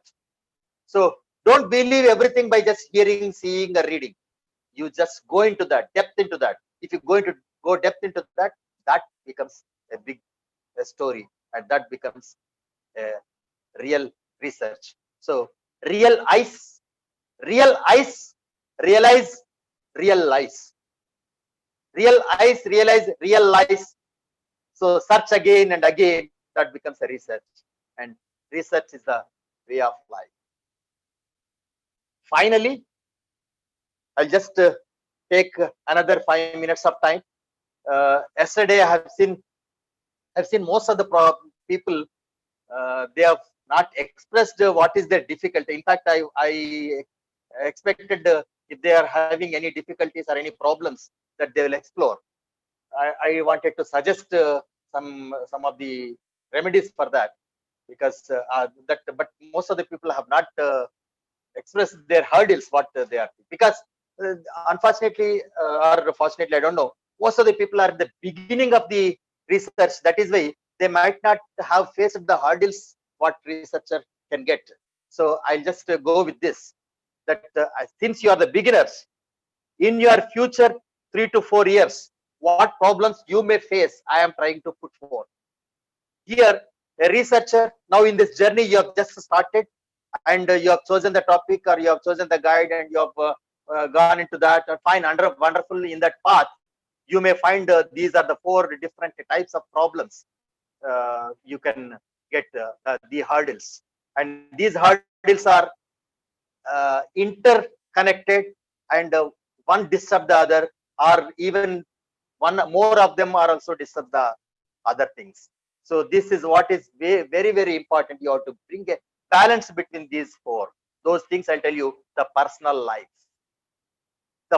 life, and the second is working life, third is public life, and fourth is demographic life. That means your age, your stage, your family, and all this. So I'll tell you, in your personal life, you will have certain responsibilities, you will have certain burdens. While in working life, you may be working at some place where you may have some job, and you have some career also. You may have to complete your job. Today you have to do this work, but your research interferes with that. You have a meeting, your boss calls for a meeting, and you may have to submit your say research paper. So this is an interference between these two. So that is a job. And if you do not go to the meeting when your boss called for, definitely he will get angry. So it's an effect for your job. But when you do not post that paper that day, you say that may be the last day, and your career may be disturbed. So there is an interference between this job and career by working life and your research life. So how do you balance these? Similarly, public life, you may have friendship and enmity. Some people will have some bad eye upon you, ill eye upon you, or some people may give some ashirwad to you. So you have to balance those people. Similarly, demographic life. For demographic life, that means for you may have your children, you may have to make up the big things for them. And say, for example, so there you have to sacrifice or convince them. If they are convinced, fine. Otherwise, you may have to sacrifice. Say, for example, your baby is crying, and your wife is say doing some she's cooking, and you may have to do some work on that day for your research. Tomorrow you have to submit. So this is a problem, a demographic problem interfering with your research life. So how do you manage this? Either you have to convince or you have to sacrifice. So you have to put a balance between these two. And then personal life, you yourself will have a personal life. You have your own enjoyability and enjoyings. You may have your own burdens. You may have responsibilities.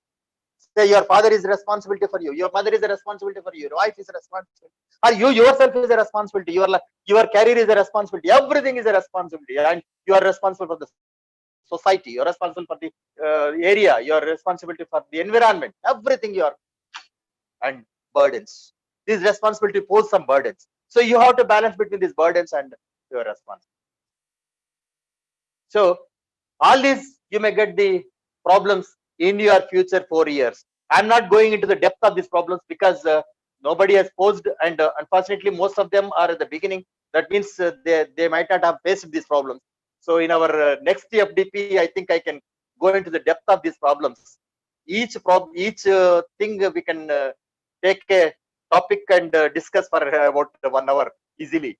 So there are various problems that researchers usually face, the hurdles in the research. So this, if required, we'll take up once again in a later phase. Whenever, if at all God permits and you do it and everything goes well. So these are all various hurdles of the research, and how to face them is my intention to tell you. So for this presentation, this is the end, but no end for research. Only for the presentation, for the research presentation, this is the end, and there is no end for research. Go on, go in that path. Vijayi Bhava, all the best, good luck, and now thank you so much. And let me open the session now for the queries. Now you can ask anything under the sky: what, when, how, why, where, everything, whatever it is. Thank you so much. Yes, sir. Thanks a lot for this presentation. Really, you are true. There is no end for the research, of course. And I really swear that it was worth waiting presentation. And okay, we have some questions. Since we are running out of time and we are very too late of time, we know that you have some other appointments with other persons. Yeah. We'll just take 1 or 2 questions, sir. No problem. And, No problem. yeah. See, you know, if the participants have no problem, I can even spend up to 1:30. Okay, sir. Yeah, there is one. I request all the participants to post your questions only exclusively, because it will be difficult to go through the questions in flood of all the other messages. So kindly post only questions from your side. Anyway, you can give your feedback later. So since the resource person is waiting for your questions, kindly post your questions. Sir, we have one question. Yeah. Venkat Reddy Macha, he is asking that, Yeah. does research means searching again and again, or research is a systematic investigation into source in order to establish facts? Wonderful question. And what his Venkat Reddy garu, whatever view, your view is also right, my view is also right. In research, there is nothing wrong. If you take something wrong, you have to prove that it is wrong. So searching again and again is also right. Searching that again in a systematic way is the better. Hope he has been answered clearly. Yes, sir. And yeah, and Reshma, she is asking, science people, do they need to go only through experimental method?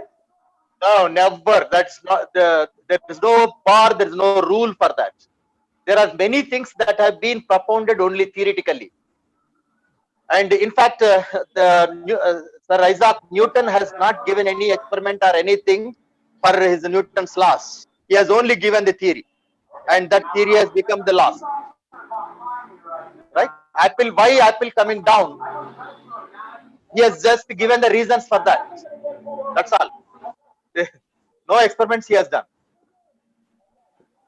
So there is no need for any experiment. They can even theoretically you can go, exploratively you can go. And say for example, I'll tell who is that asked? Shailaja. Okay. Reshma, sir. Reshma. Reshma, is she from physics by any chance? Reshma ma'am, can you please respond from your chat box? Are you from physics department? Are you from science background? Yes. Yeah, Yes, and sir. I'll tell you one small thing. See, Thomson's atomic model was having no experiment, but that was disproved by Rutherford by alpha scattering experiment. That's an experimental reason. But later, when Bohr has given the theory, it is disproved by by only theoretically, and that was simulatively explained by Summerfield. So a research need not have a particular thing, same topic, same problem. Every different person has proved in a different way. And finally, we have got a quantum numbers model by only theoretical aspect. Finally, Yes, it was tested and checked. Finally, but after giving the theory, then only the experiments were done to support that. Okay. Yes, sir. I too agree with you there because I would like to take one example because Yes, please. COVID is also related to a science, and there are many survey type of researches are going on this COVID. Correct. So Correct. I hope not only experimental, we can take explorative and also survey type of researches regarding Wonderful. science. And next question, it may be very useful for many of the faculty. And Sudharani ma'am, she is asking, can I start my research at the age of 42? Even at the age of 99. And I'm sorry that she has already started when she has taken birth. There is no fresh start again. Maybe the topic is different. Topic that you are starting for research is new, but she is already a researcher when she has taken a birth. I already told that a man is a researcher by birth. Yes, sir, that's true. And one question is from Dham Singh, sir, and he's asking, sir, can you suggest some research websites for reading journals? Wonderful. Good. Just you take the words, generic words of your research. See some important words which you call them as keywords. So you prepare the keywords of your research and put it in Google. Then with those keywords, you will find thousands of things. So thousands of sites you will get appear in that one. And next you put another keyword related to that, then it will go into sub sections of those, and thus it will converge to a particular area. If you just go on giving more keywords, thus you can come to a convergence at a particular point, and then you choose some number of papers in that. So specifically, if you say the area, I'll tell you some things that you can respond through my mail.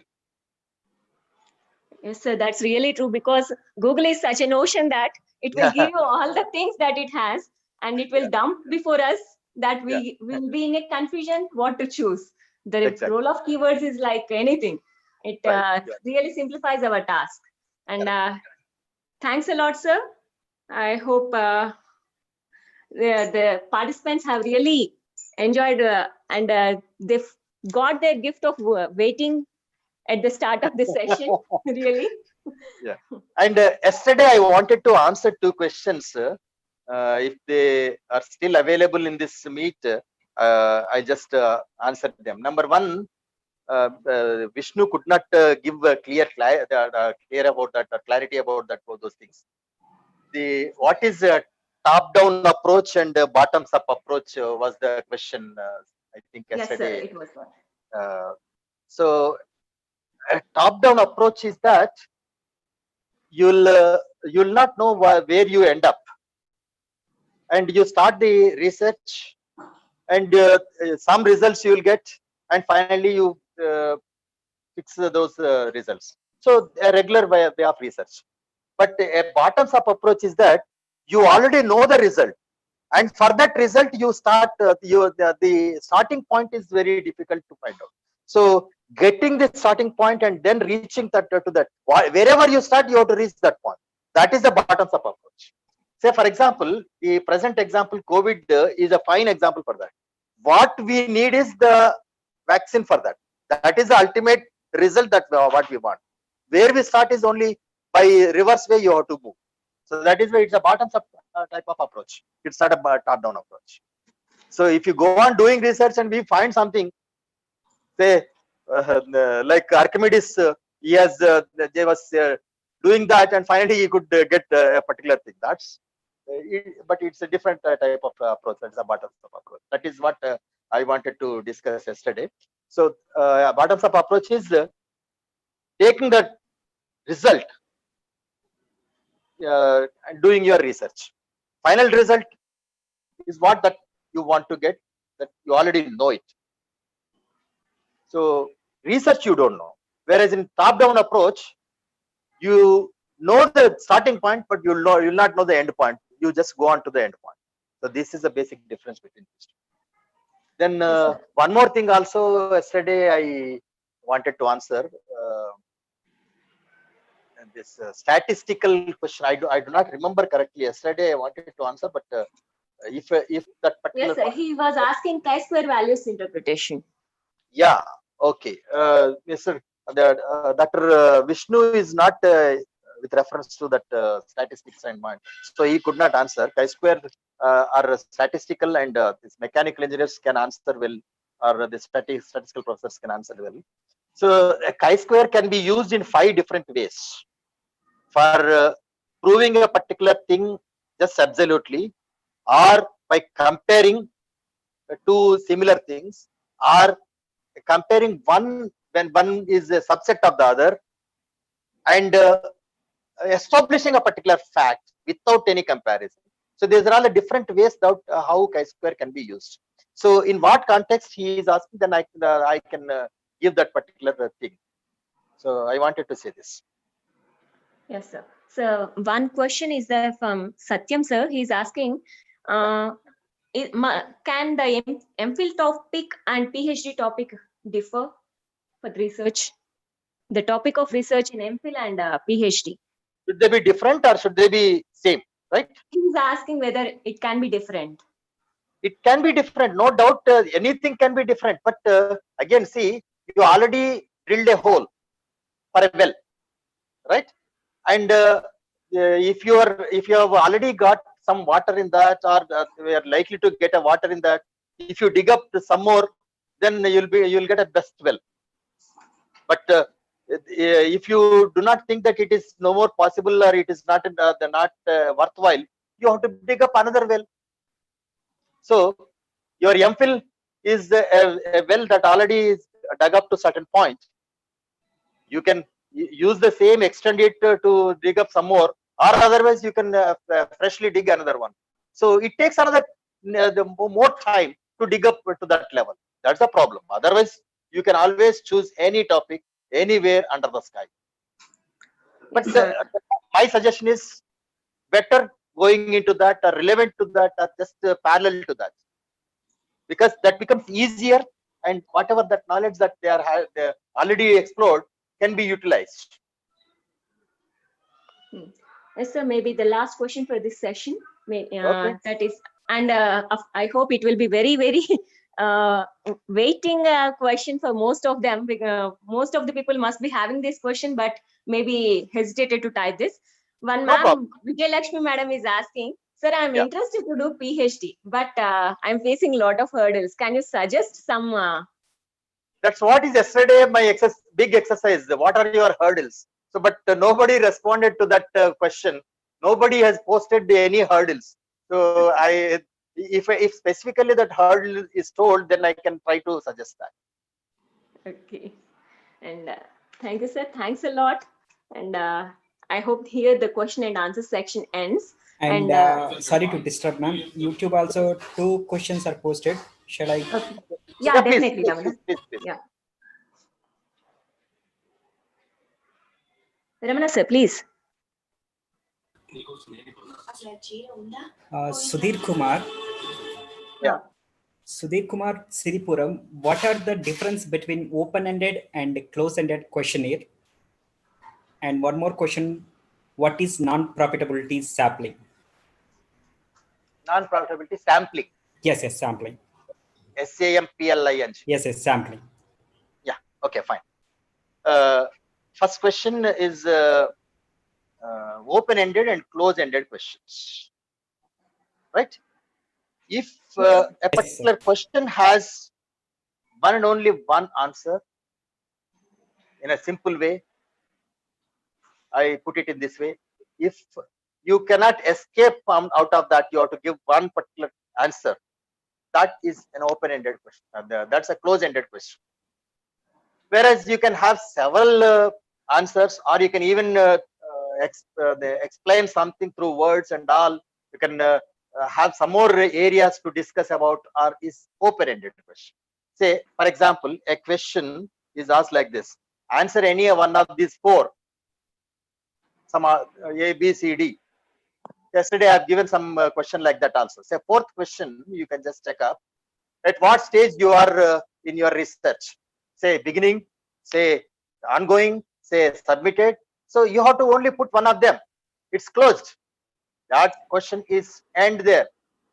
Whereas fifth question is, what are the hurdles that you are facing given three sentences? This is an open-ended. You can extend to any more.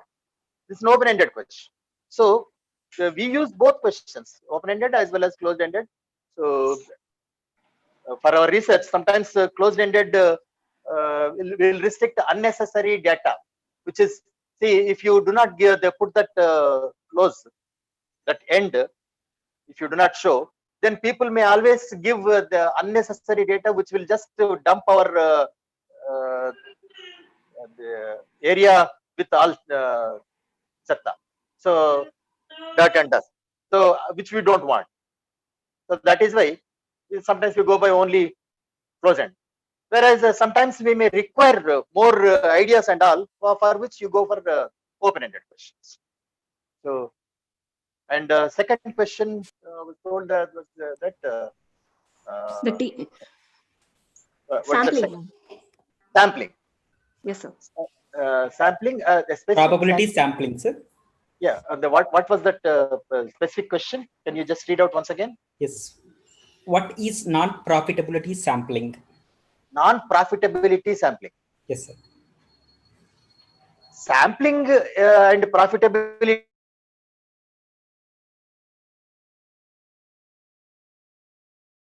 different topic for which you do some sampling. So if you do some sampling for that profitability or non-profitability or the areas, then that may be a non-profitability sampling. But in which context, if he is asking more specifically, if he asks, then I can give you something. But what I understood is that sampling without any profit, maybe his idea is for public utility. If you do some samplings and publish that, maybe that he's asking about. I don't know in which context he is asking. So if he's given access to speak to me, then I'll speak to him, or otherwise you can give him my number. We'll Yes, sir. It will be beneficial for all the participants if you can provide your email ID with your permission. You already have that. You can even Yeah, we just want to have your permission before posting it to the participants. Yeah. Instead, because it is just a spellbound response that I have got, even with the what you call my WhatsApp. So they can even respond with my WhatsApp also. No problem. Yeah.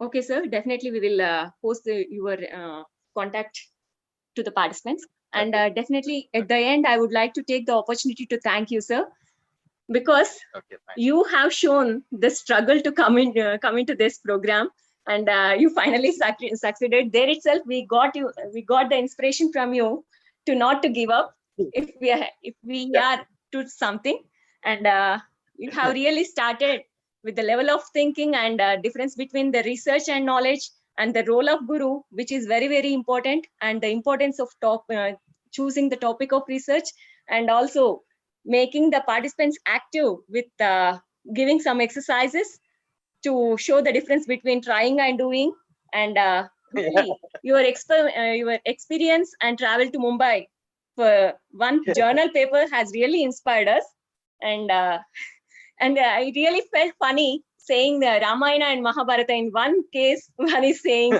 kidnapping and the other one is fight. It was really funny. I never heard it, and it's really true that birthplace of research can be anywhere. The best example is Newton, and the presentation was not only just a package of hurdles, it was also had a bonus of solutions also. And finally, we had complete set of hurdles that we practically face. In my case, I really experienced, it's been just 3 years, I'm doing part-time PhD, and I really felt that all the hurdles are relevant to me, and definitely for all the pursuers who are doing for PhD. Really nice meeting to you, sir. It was really worth of having you. Thanks a lot. Thank you so much. Thank you, madam, and thank you, Nagaprasad, and thank you, the other organizers. So, thanks, everybody. Yeah. And moreover, thanks the participants for this patient hearing. And Yes, sir. and, Really, they deserve it. And they have shown a very active participation, though they were very patient at the starting, and they have given very active participation. I thank all the participants from the core of my heart for being with us and for bearing us. And I would like to take the opportunity to thank our Pravina madam for welcoming you and reading out your profile. Really thank all the organizers. Thanks a lot. And sir, may I close the session now?